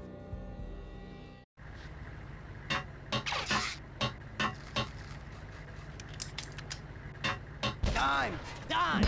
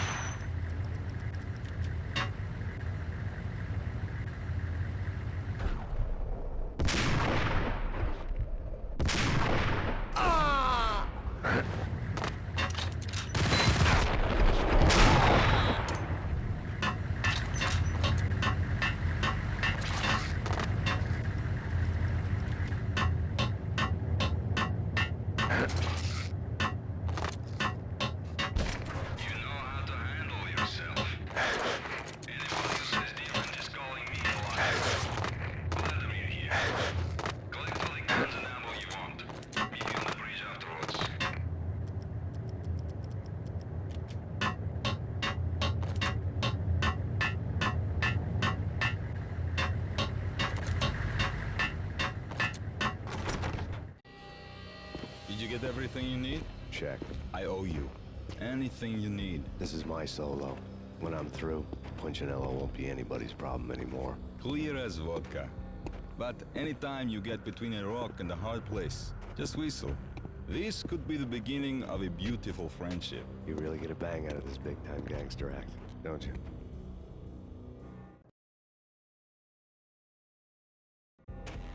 Even with all this firepower, I figured I couldn't get to Punchinello at his manor. I could only hope that he wouldn't pass a chance to hear me beg, to see he's won. This is Max Payne. I want to cut a deal. Payne, you're a dead man. That's what everybody keeps telling me. I got your ship and her cargo. I want to meet. No pain, no gain. Capiche? You know my restaurant? Yeah, I know it. 1 hour. Punchinello's restaurant had seen better days. Snow was falling like ashes from post-apocalyptic skies, but that was outside. Things would soon get hot in the Don's restaurant. I knew it was a long shot, Angelo Punchinello actually showing up, but there was no crime in hoping.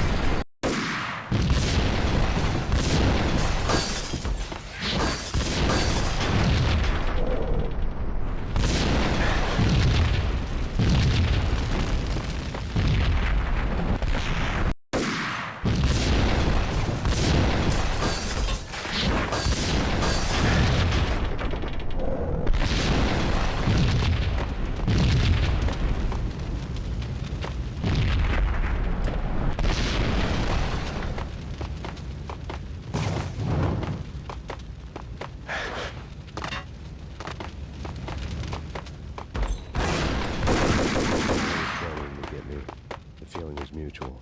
He was trying to put out my flames with gasoline.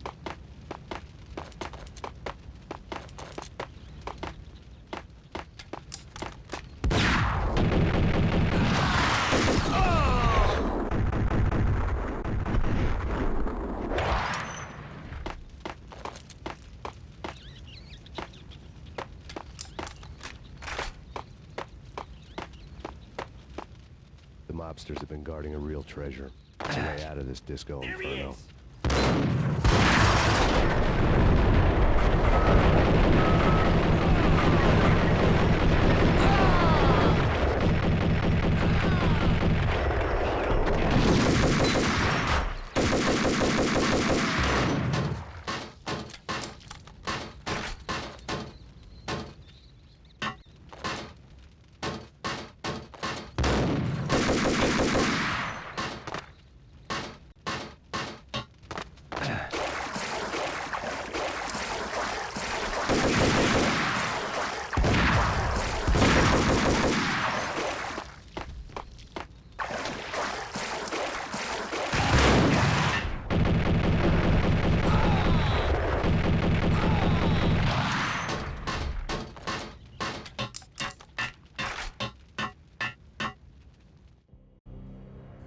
Vlad had seen my smoke signals. The Mercedes was revving to go, almost drowning out the Banshee well at the sirens. You coming? We'll drop you off at the Punchinello Manor. Sounds good to me. When this is over, look me up. I could use a professional like you. I'll keep that in mind.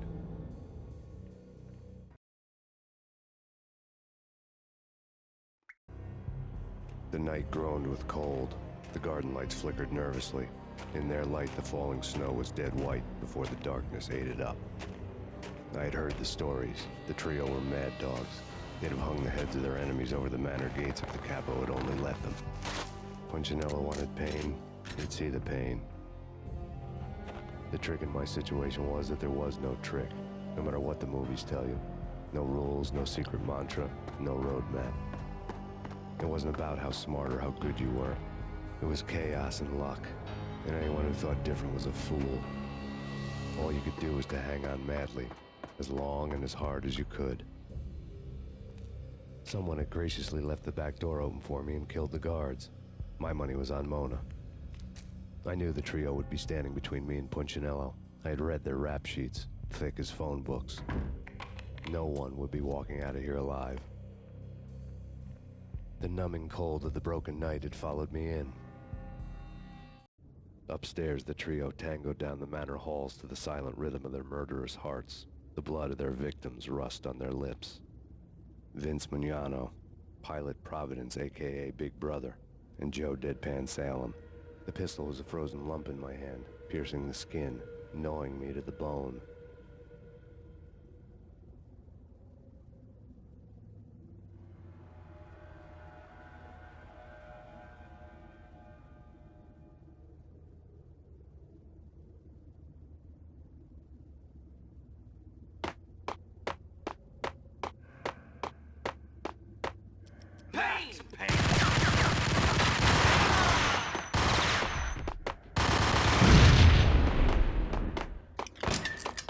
In death, the thug had been... Someone hadn't enjoyed the Don's hospitality. Someone with a flair for the dramatic. Someone who had let herself out of a locked cell and past a couple of armed guards. My thoughts were on Mona again. I could only hope she was a good enough gambler to walk away while she was still winning, before she'd run into the trio.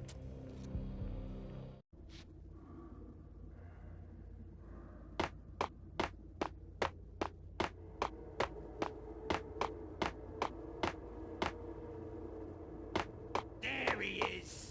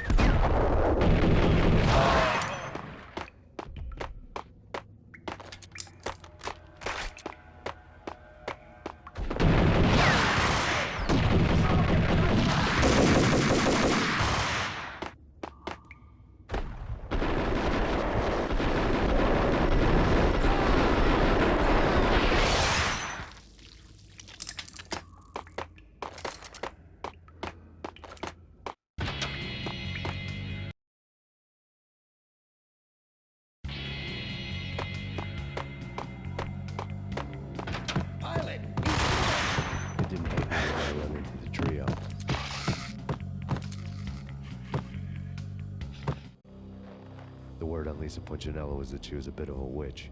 The tarot cards on the kitchen table fit the picture. They weren't my kind of cards, but I was willing to take a crack at the hand Mrs. Punchinello had dealt. The first card was the Tower. Maybe that was supposed to be the manor. It got easy after that. The devil was the master of the house, and death was me, coming for him.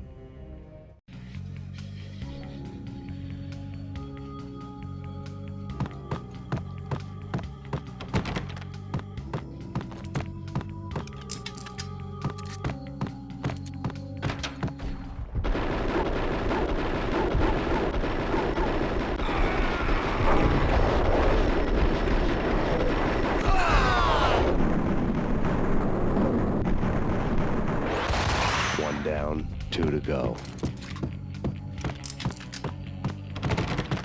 What the hell?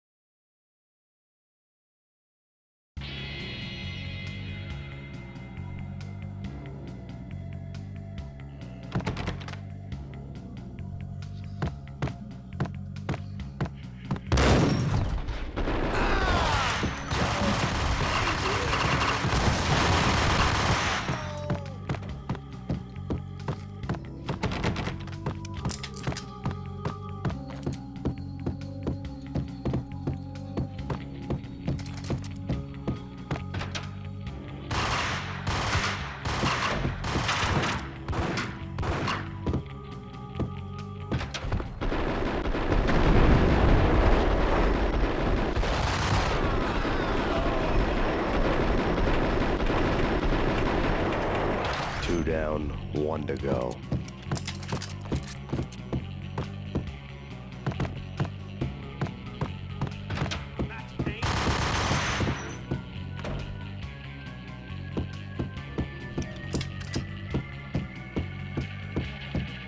No stopping him! This way, this will stop anything. Hey, come on.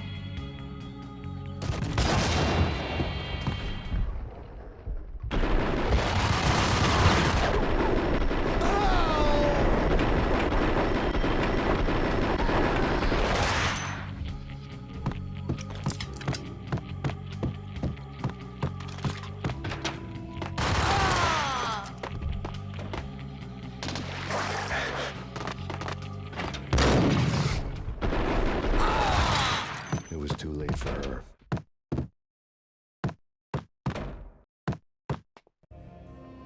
You're a real angel, Max. I couldn't tell whether it was Mona or her sister. The body was a mess. The sick bastard had really gotten a kick out of it. Seeing her lying there got me thinking about another woman's body on another bed. Got me thinking about a fallen cradle.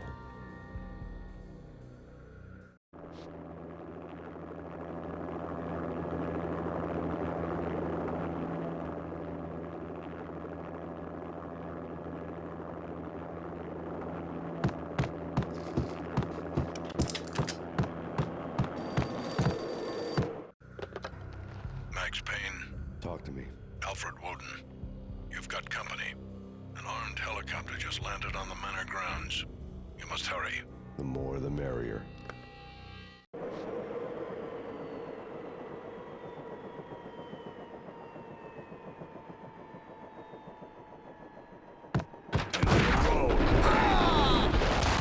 Vince Mugnano.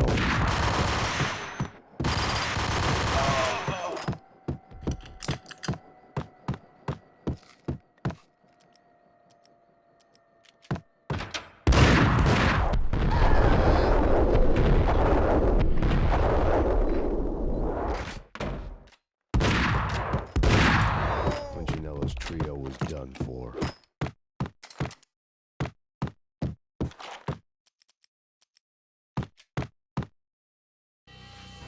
Outside my door. Hurry. He's coming for me. You gotta hurry. Please. I could hear Punchinello on the phone begging for help. He should have been saying his goodbyes. Punchinello was a pushover. The moment I stepped into the room, he folded like a deuce before a royal flush. No, wait. I was just doing what I was told. I couldn't refuse. She's someone high up. Government, maybe. I don't know. He was trying to buy more sand for his hourglass. I wasn't selling any.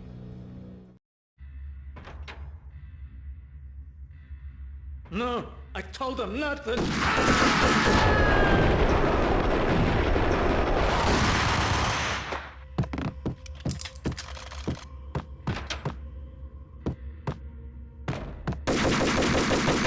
Drop it. Don't move. Game over, Max Payne. I could tell when I was outgunned.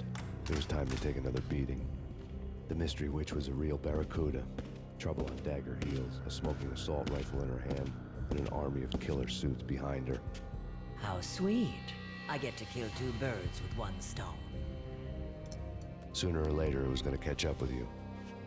Mr. Payne, it's time to show you the benefits of my brew. Be a good boy now. You'd find that Lady Luck was really a hooker. You were fresh out of cash.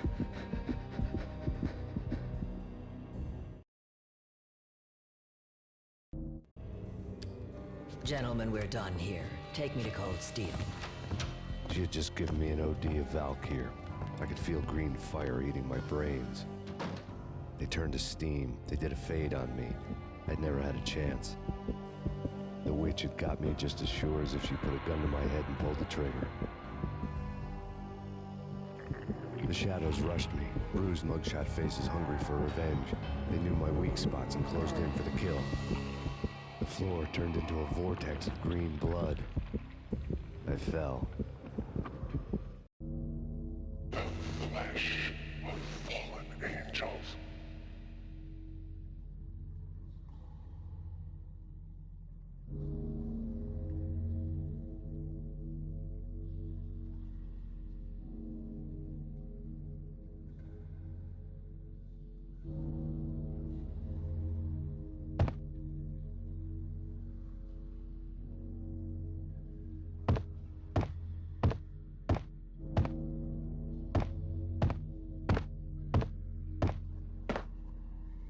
Who's there? Max? Max, is that you?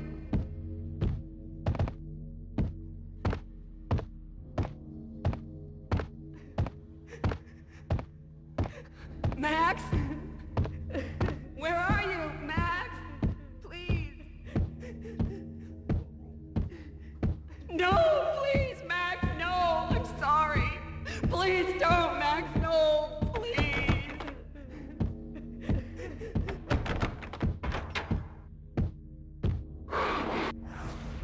No. No, no, please, God, no.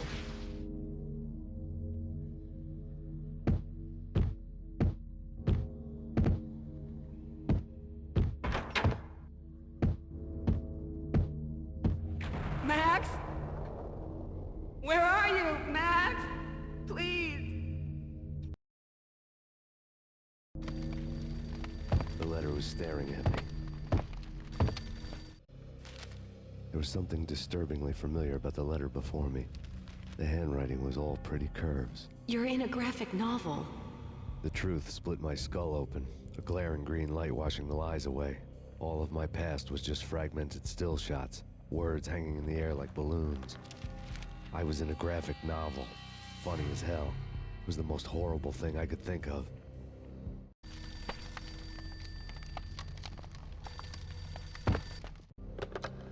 Bartender is shiny stuff, and dreams are made of stooped necromancers. He sings like a banana wrist, having strayed too close to the constellations on their shaved skulls. There was a bad line in the prank call. Someone spouting insane babble. I couldn't make sense of it. But I had an overwhelming sense of deja vu. The caller's voice sounded oddly familiar.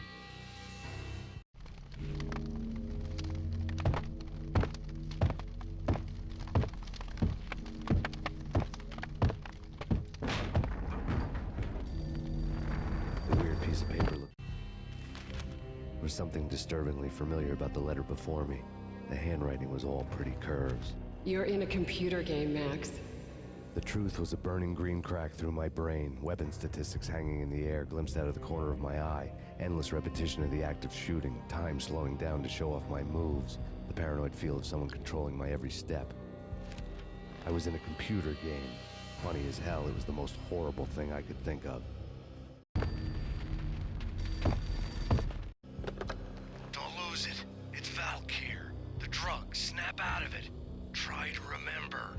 It was a bad line in a prank call, someone spouting insane babble. I couldn't make sense of it.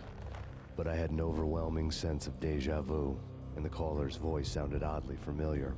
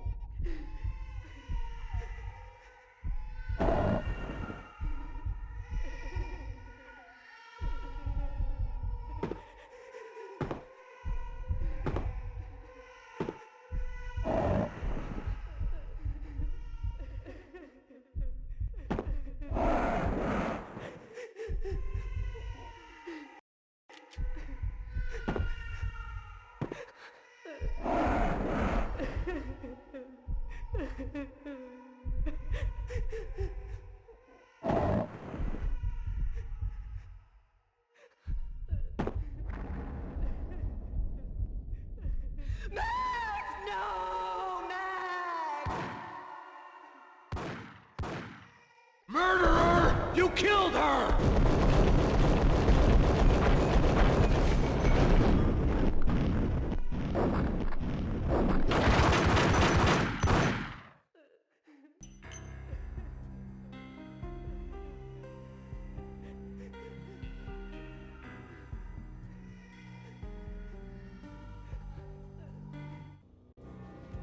Max, something happened at the office today. A strange memo. Something about Vikings. Honey, I gotta run. You can tell me all about it this evening. Have a nice day, darling. The bullet holes were rubies on her chest, blood glowing on her ivory skin. She was so beautiful. The killer was smiling. The flesh of fallen angels.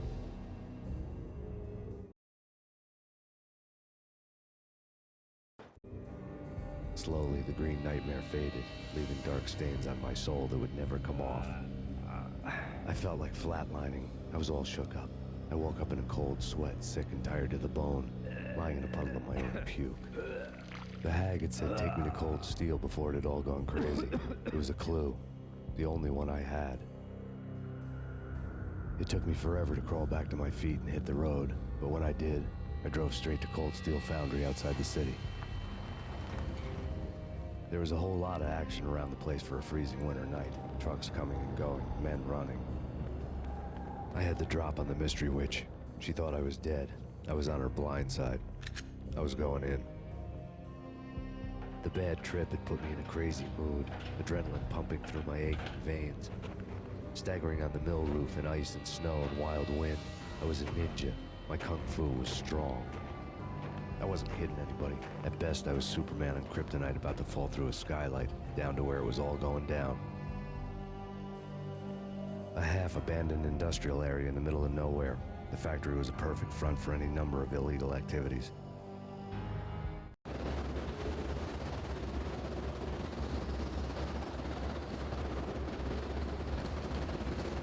In the belly of the plant, molten metal boiled above the purple witch's brew.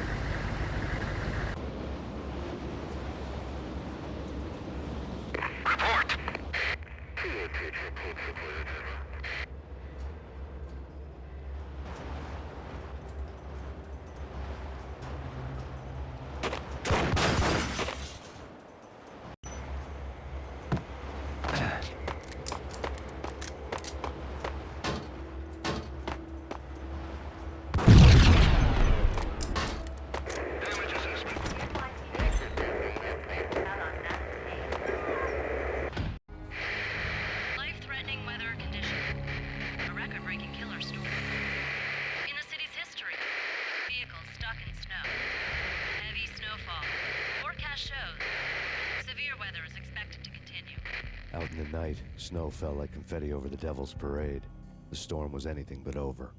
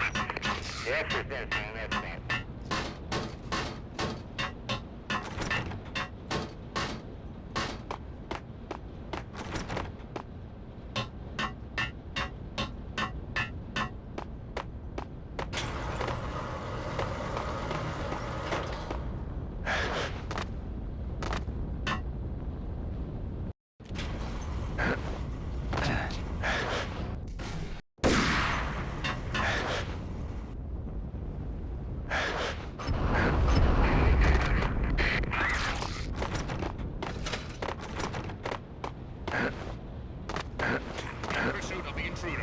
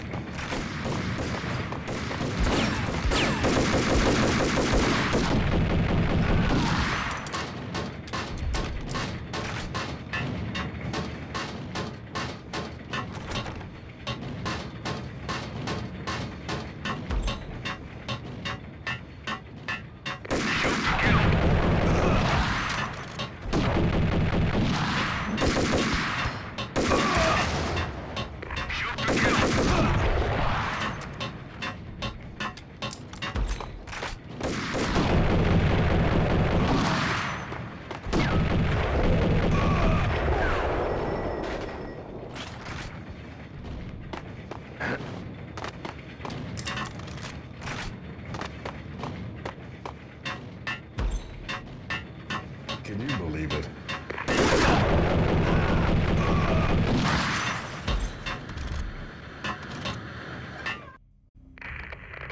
Perimeter breached.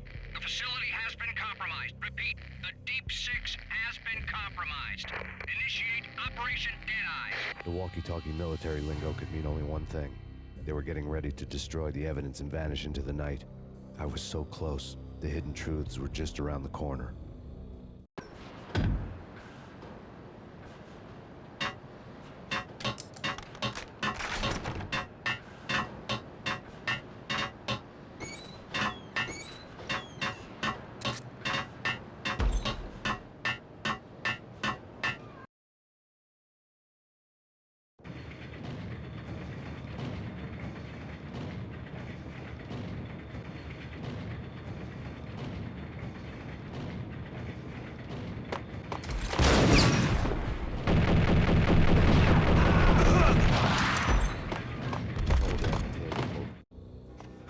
The mercenaries were running a tight operation, paperwork and all.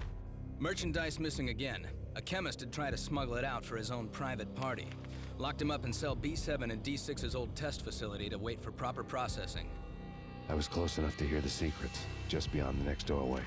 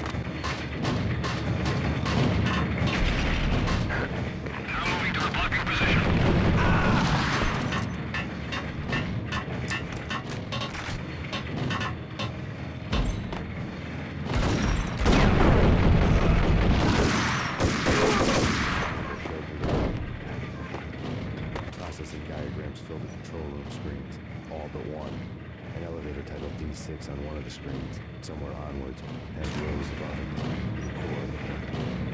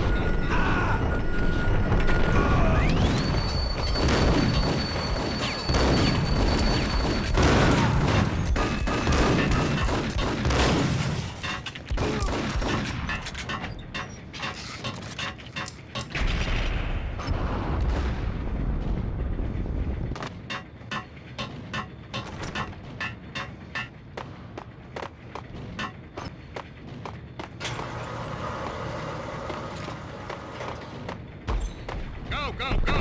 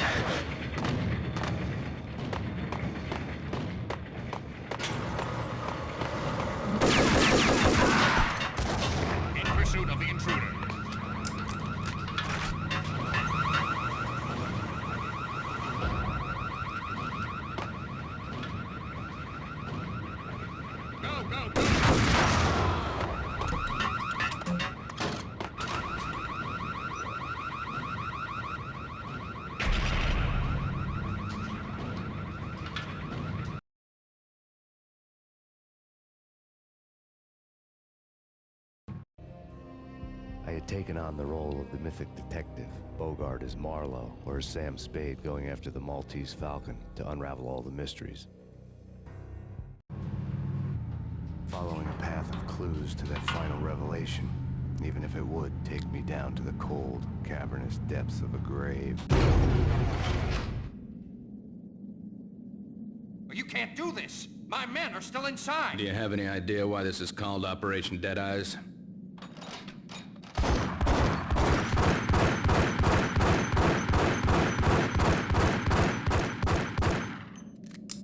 I think he's dead already.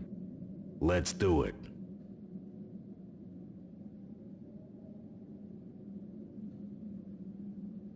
Attention all personnel. The self-destruction sequence has been initiated. Evacuate the complex We've got immediately. company. The self-destruction sequence has been initiated. Self-destruction sequence has been initiated. Attention all personnel. Self-destruction sequence has been initiated.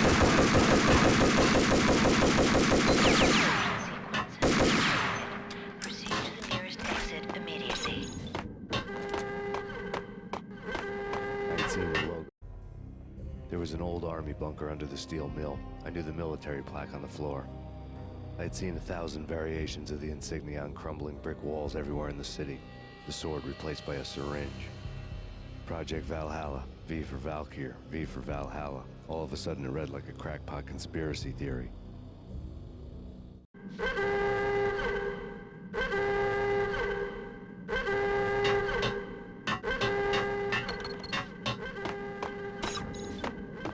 Abort! Abort!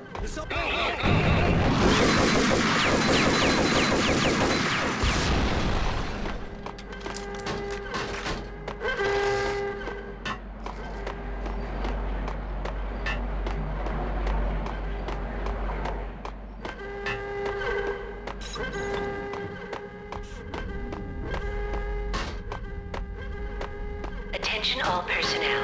The self-destruction sequence.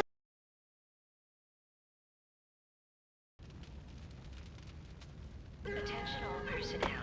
The self-destruction sequence has been initiated. Evacuate the complex immediately. Repeat.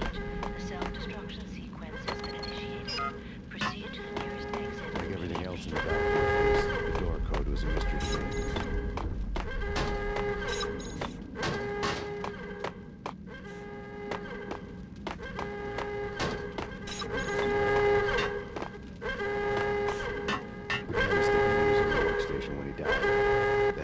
Of the lab rat had ended online, his password blinking on the screen. 665, neighbor of the beast. Decontamination in progress.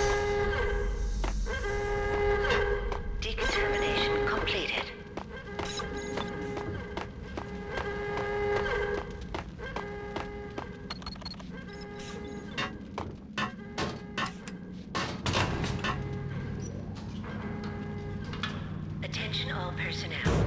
The self-destruction sequence has been initiated. Proceed to the nearest exit immediately.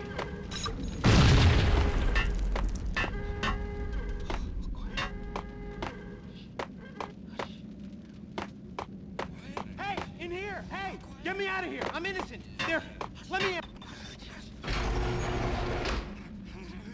Thanks. I thought I was gonna die in there for sure. I need you to get me through the decontamination chamber airlock.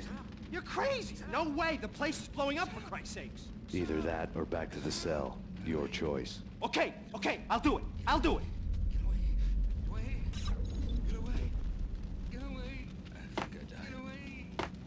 Hurry up, for Christ's sakes! It's gonna blow!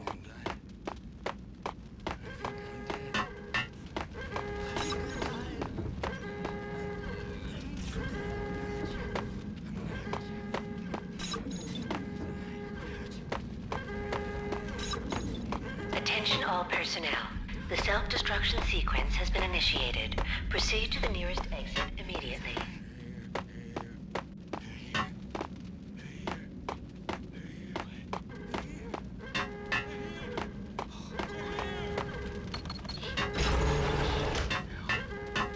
Via died.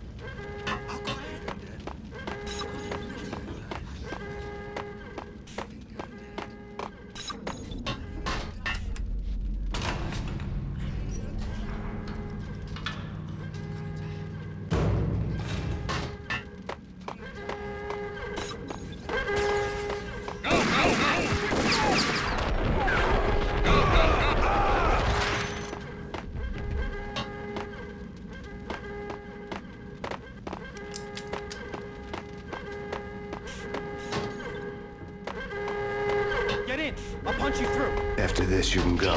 You're a free man. Bad. Attention all personnel. The self-destruction sequence has been initiated. Proceed to the nearest exit.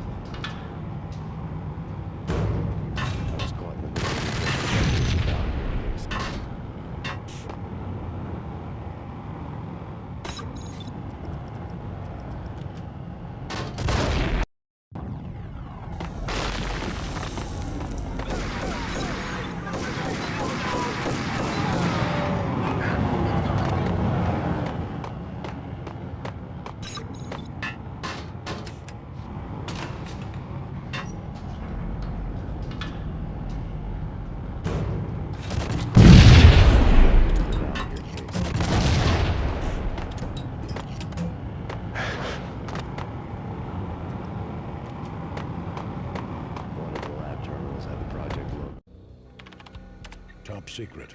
Project Valhalla. U.S. Army. Yggdrasil Network. Valhalla. The otherworldly place in Norse mythology where the bravest heroes spent their afterlife feasting and fighting forever. Their wounds miraculously healed night after night. Valkyr. The maidens who chose the most courageous Viking warriors and carried them to Valhalla. 1991.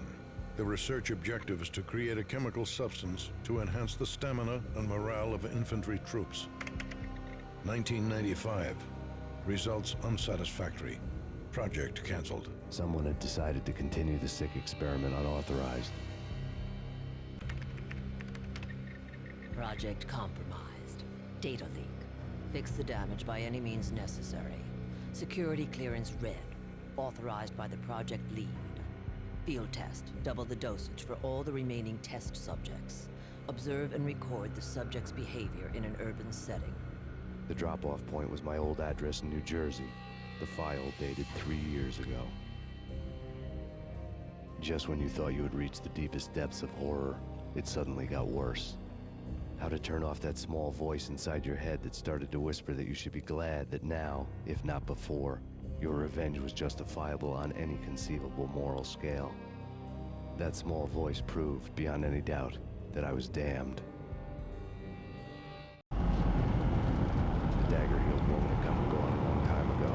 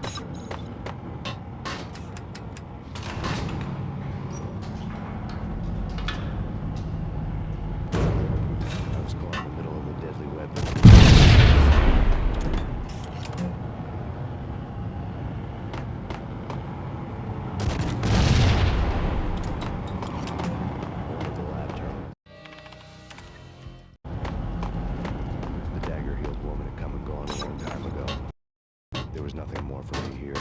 The bunker's name was acting as a self-fulfilling prophecy.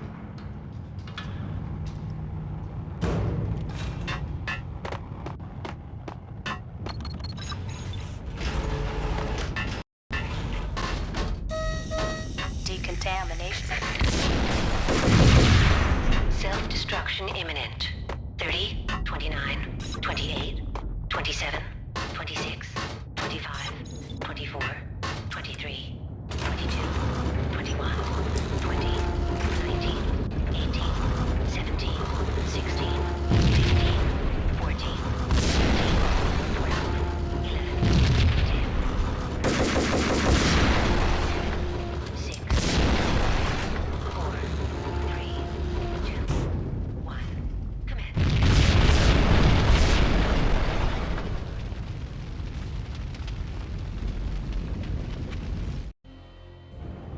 Piece together a jigsaw, and the final picture is you finishing that same puzzle.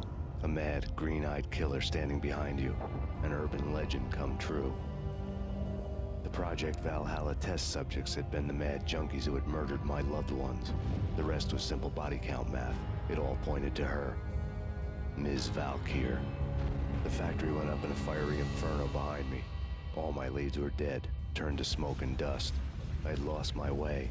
I hadn't slept in a million years.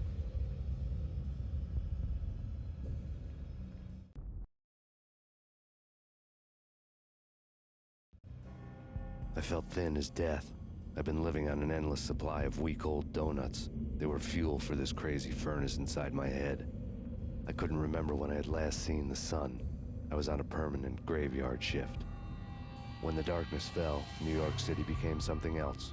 Any old Sinatra song notwithstanding.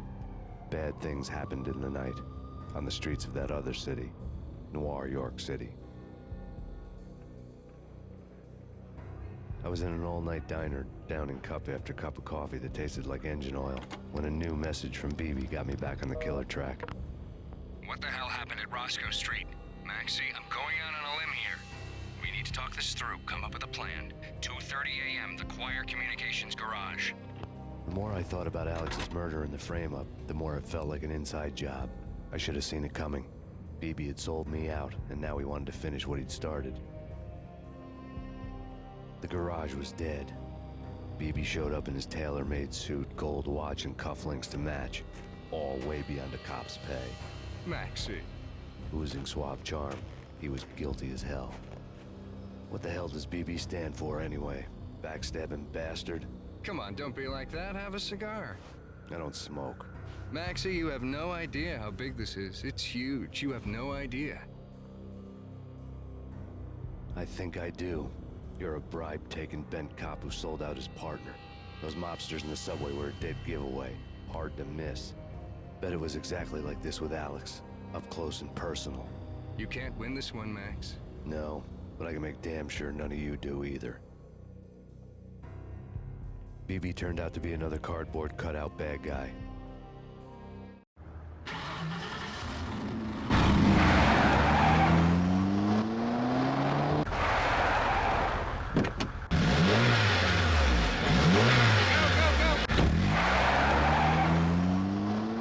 A bad cop on the take.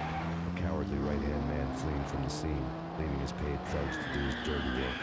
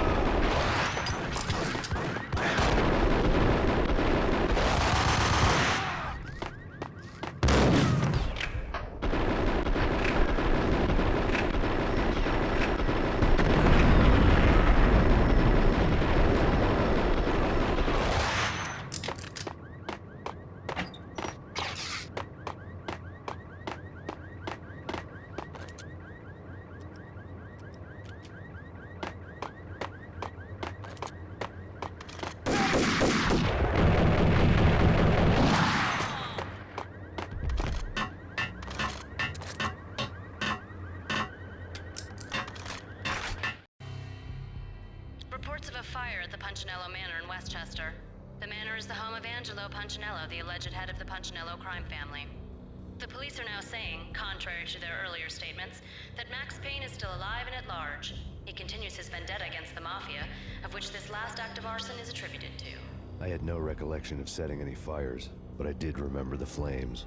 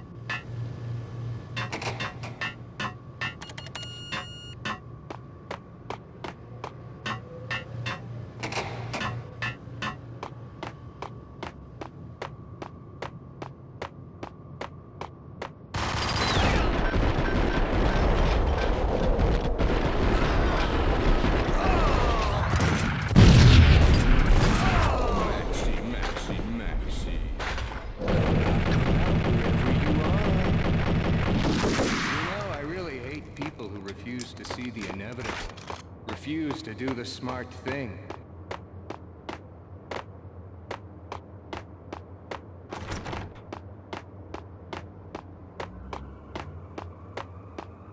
No, I must do the right thing.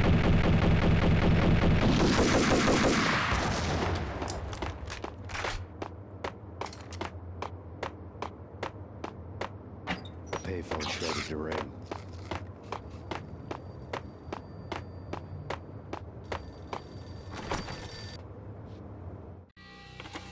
Yeah. Max Payne? Whatever does it for you. This is Alfred Woden. I can give you the name of your enemy. Come to the Asgard building presently. We are expecting you.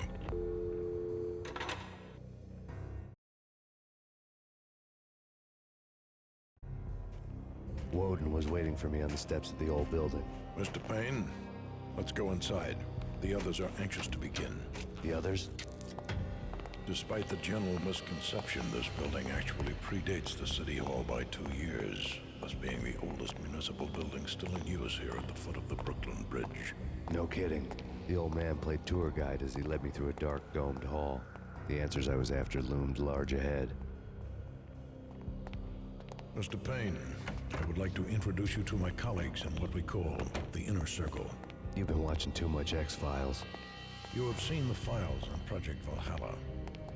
We can fill the gaps, provide you with the information missing from those files. We were all involved in the early stages of the project during the Gulf War. What's the catch? We would very much like to blow this thing wide open, but our hands are tied. Her name is Nicole Horn. She was the key figure in Project Valhalla. When the funding was discontinued, she simply refused to quit. She knew exactly what she had in her hands. Nicole Horn is the president of Acer Corporation. She has more than half the city in her pocket. This must be kept under wraps. If you try to go public with this, we will deny any knowledge. We need you to take her out. Afterwards, we can protect you. Make all the charges go away. That was the cue for the killer suits to kick in the doors and swarm inside. I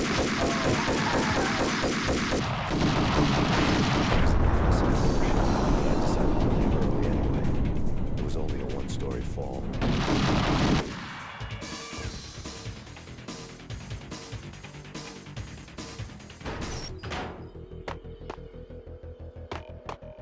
Acknowledged. Target escaped. Last confirmed location, search and destroy.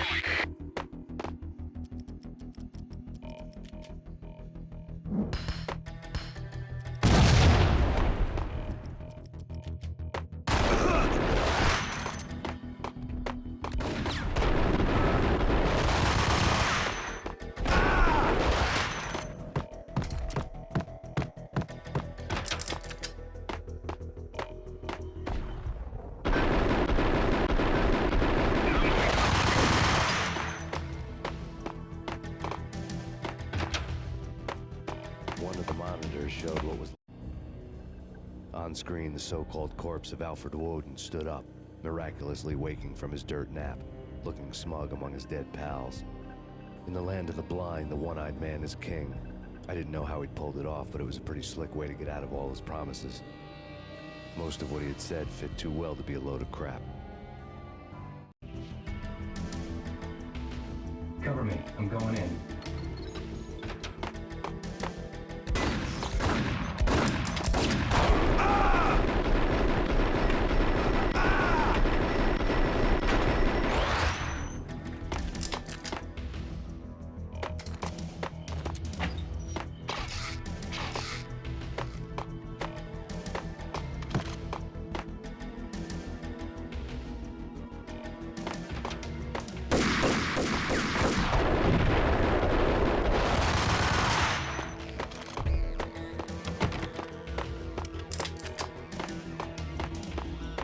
Engaging hostile.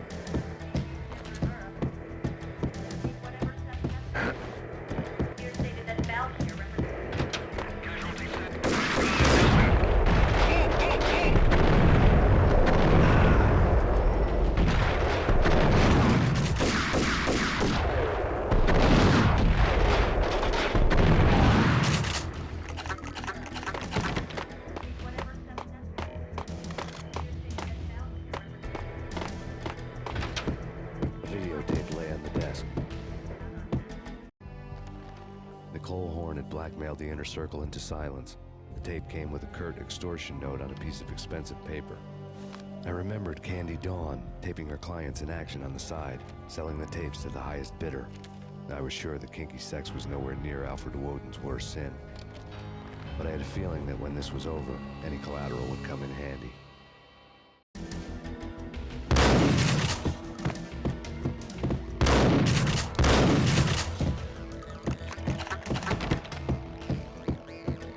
Woden had left me a present. Woden had taken care of my mission preps with military precision. The critical areas in the Acer Corporation headquarters blueprints were circled in red. The president's office was at the top of the building, right below her penthouse suite. The elevators were controlled by a security computer, part of the mainframe located underground below the building. The high-rise was sealed as tight as a sci-fi fortress.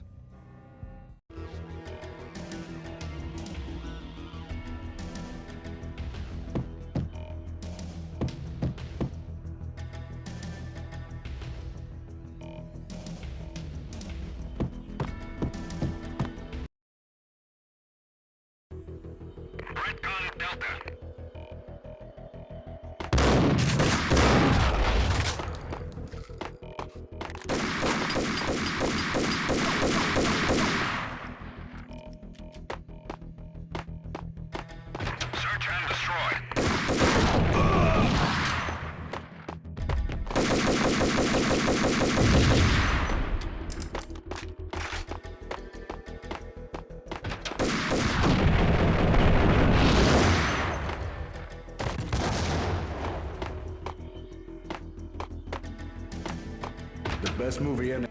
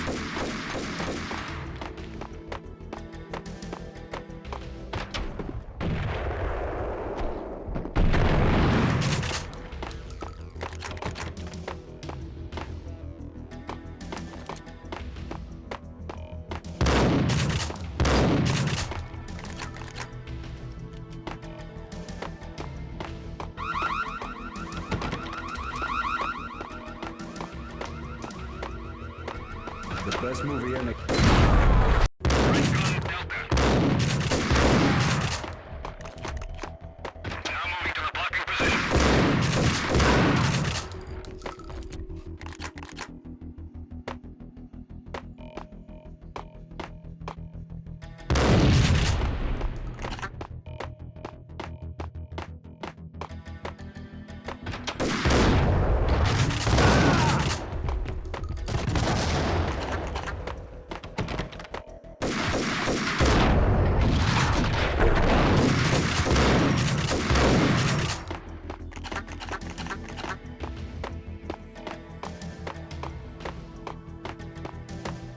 best movie.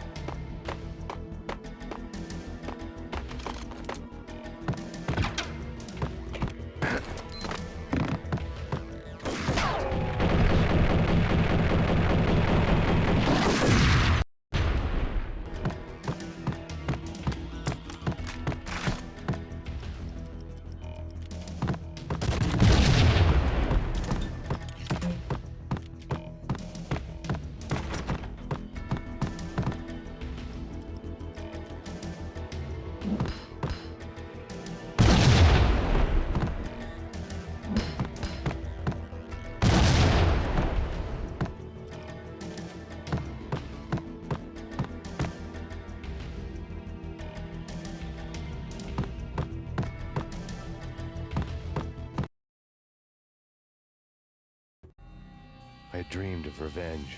Those dreams were always nightmares, of coming close and then failing. Now I was close. I had a name to guide me. Nicole Horn. I had nothing to lose.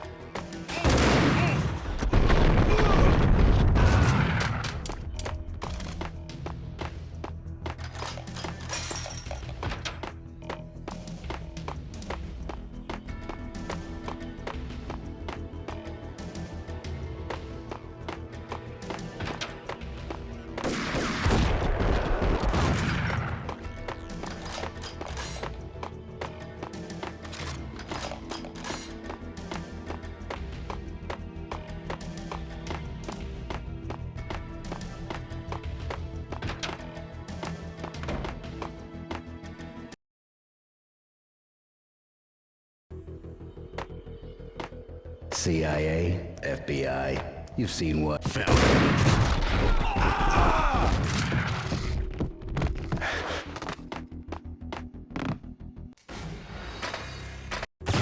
Hostile. CIA.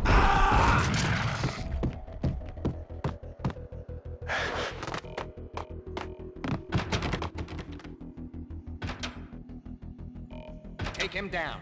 Shoot to kill. Let's finish this.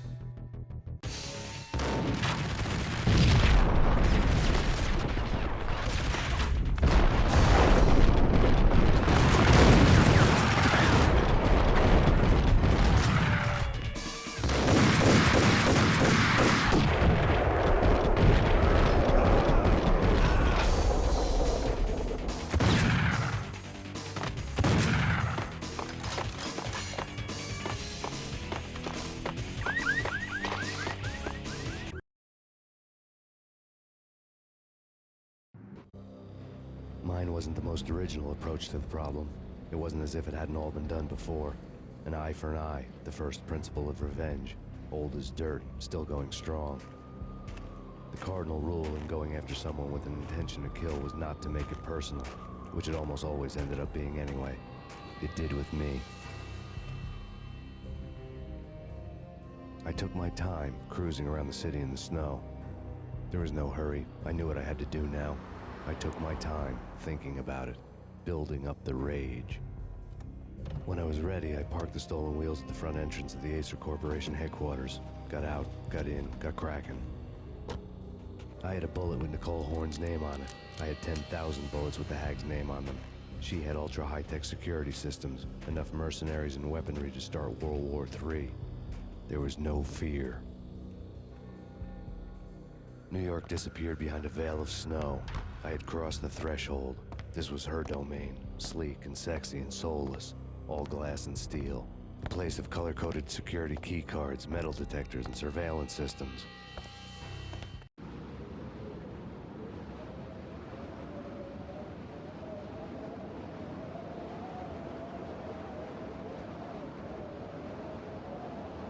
Colder than a walk-in fridge. Cold as a gun.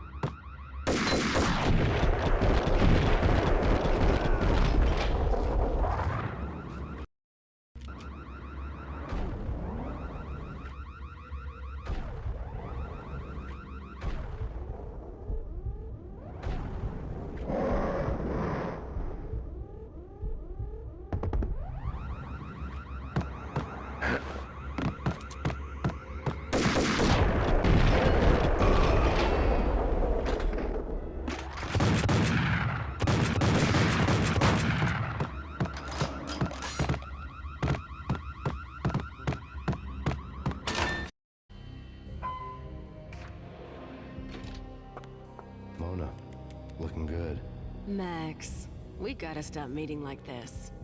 It will be a cold day in hell before I let a narc cop stop me. Miss Sachs, do your job. Relax, Max. You're a nice guy. I don't kill nice guys. You're not bad yourself. It was different when Horn wanted Punchinello dead. To cut her ties to the Mafia, he deserved to die. The same goes with her. She's the bad guy here. Her sister was whispering to her in my favor. I knew the appetites of ghosts intimately. They hungered for revenge. No! A gunshot boomed and she fell down in slow motion. She was a nice girl, not really a stone-cold killer. And now she was stone-cold dead. Like religious fanatics or loyal samurai, Horn's private army was coming at me. Contact.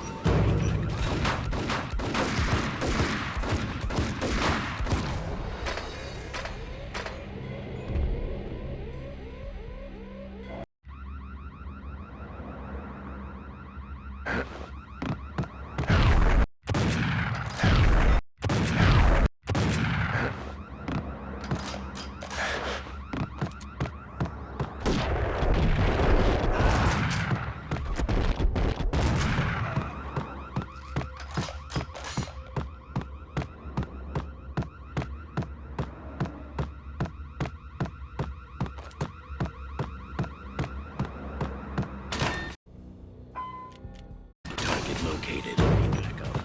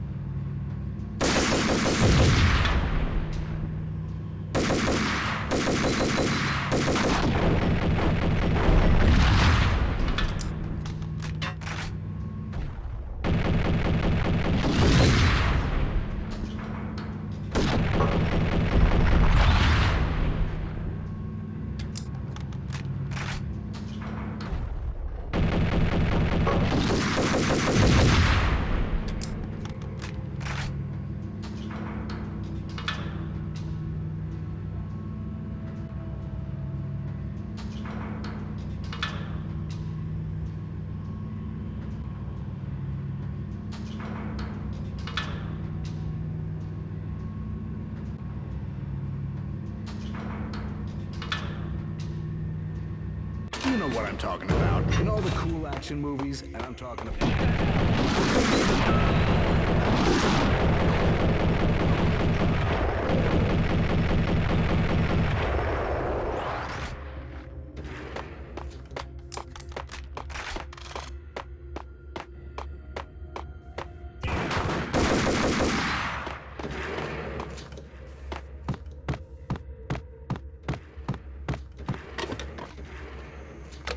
I had elevator access to the mainframe. From there, I'd be able to override the security locks.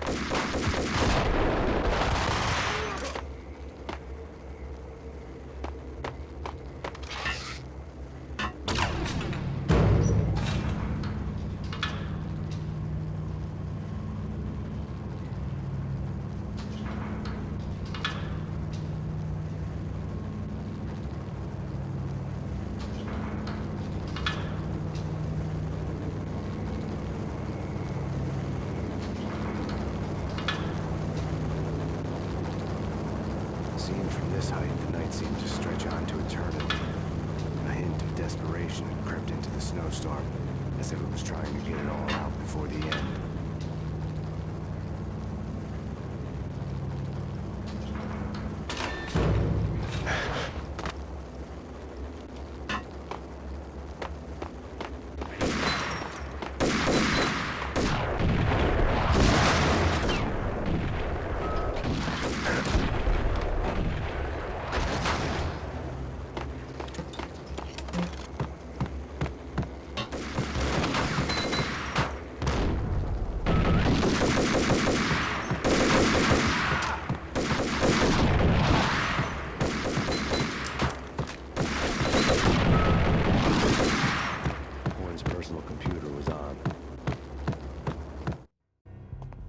Next to the printer was a neat stack of expensive paper.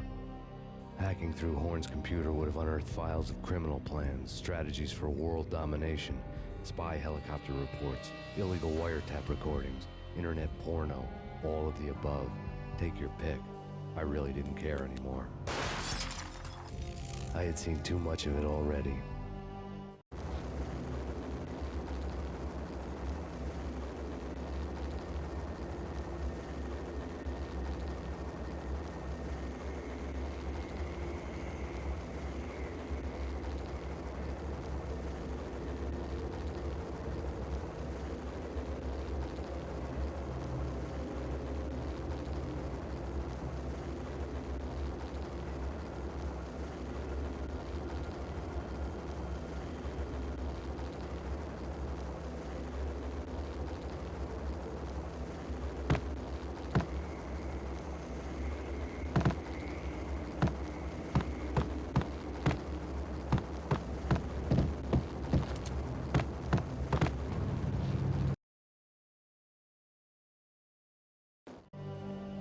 Valkyr had been meant to be a white-winged maiden that would lift you to a warrior's heaven, but it turned out to be a one-way demon ride to hell.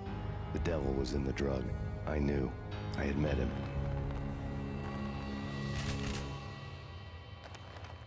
And now I was gonna kill her, the queen of the underworld who had tried to lift herself a bit closer to heaven with her drug money. No begging, no bribes. She knew better. Honor among killers. We who were about to die. Both of us knew how this would end, in pain and suffering. All this because your wife stuck her nose into things that were none of her business. The cops were coming to take me away. The sirens were like a bad conscience I couldn't shake. It's ridiculous you've made it this far. You won't be alive when they get here. Stop him!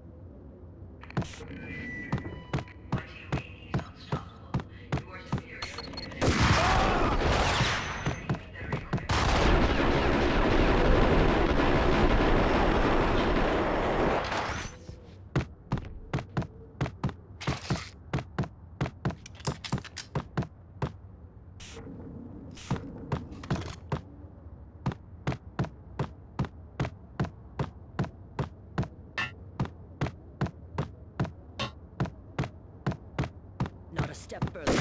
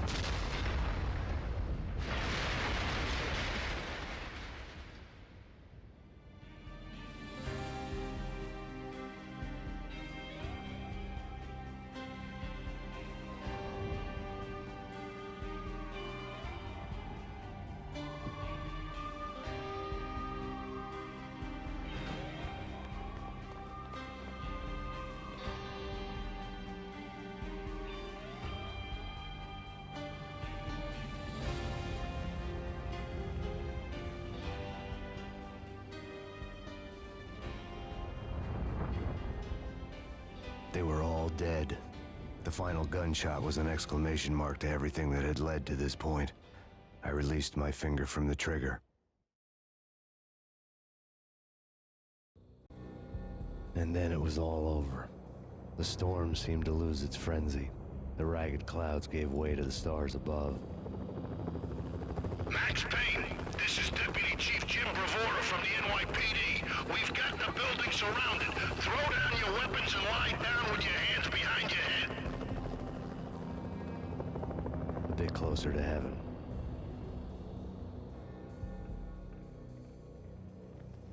The cops' voices were distant and muted. Freeze! NYPD! Hold it right there!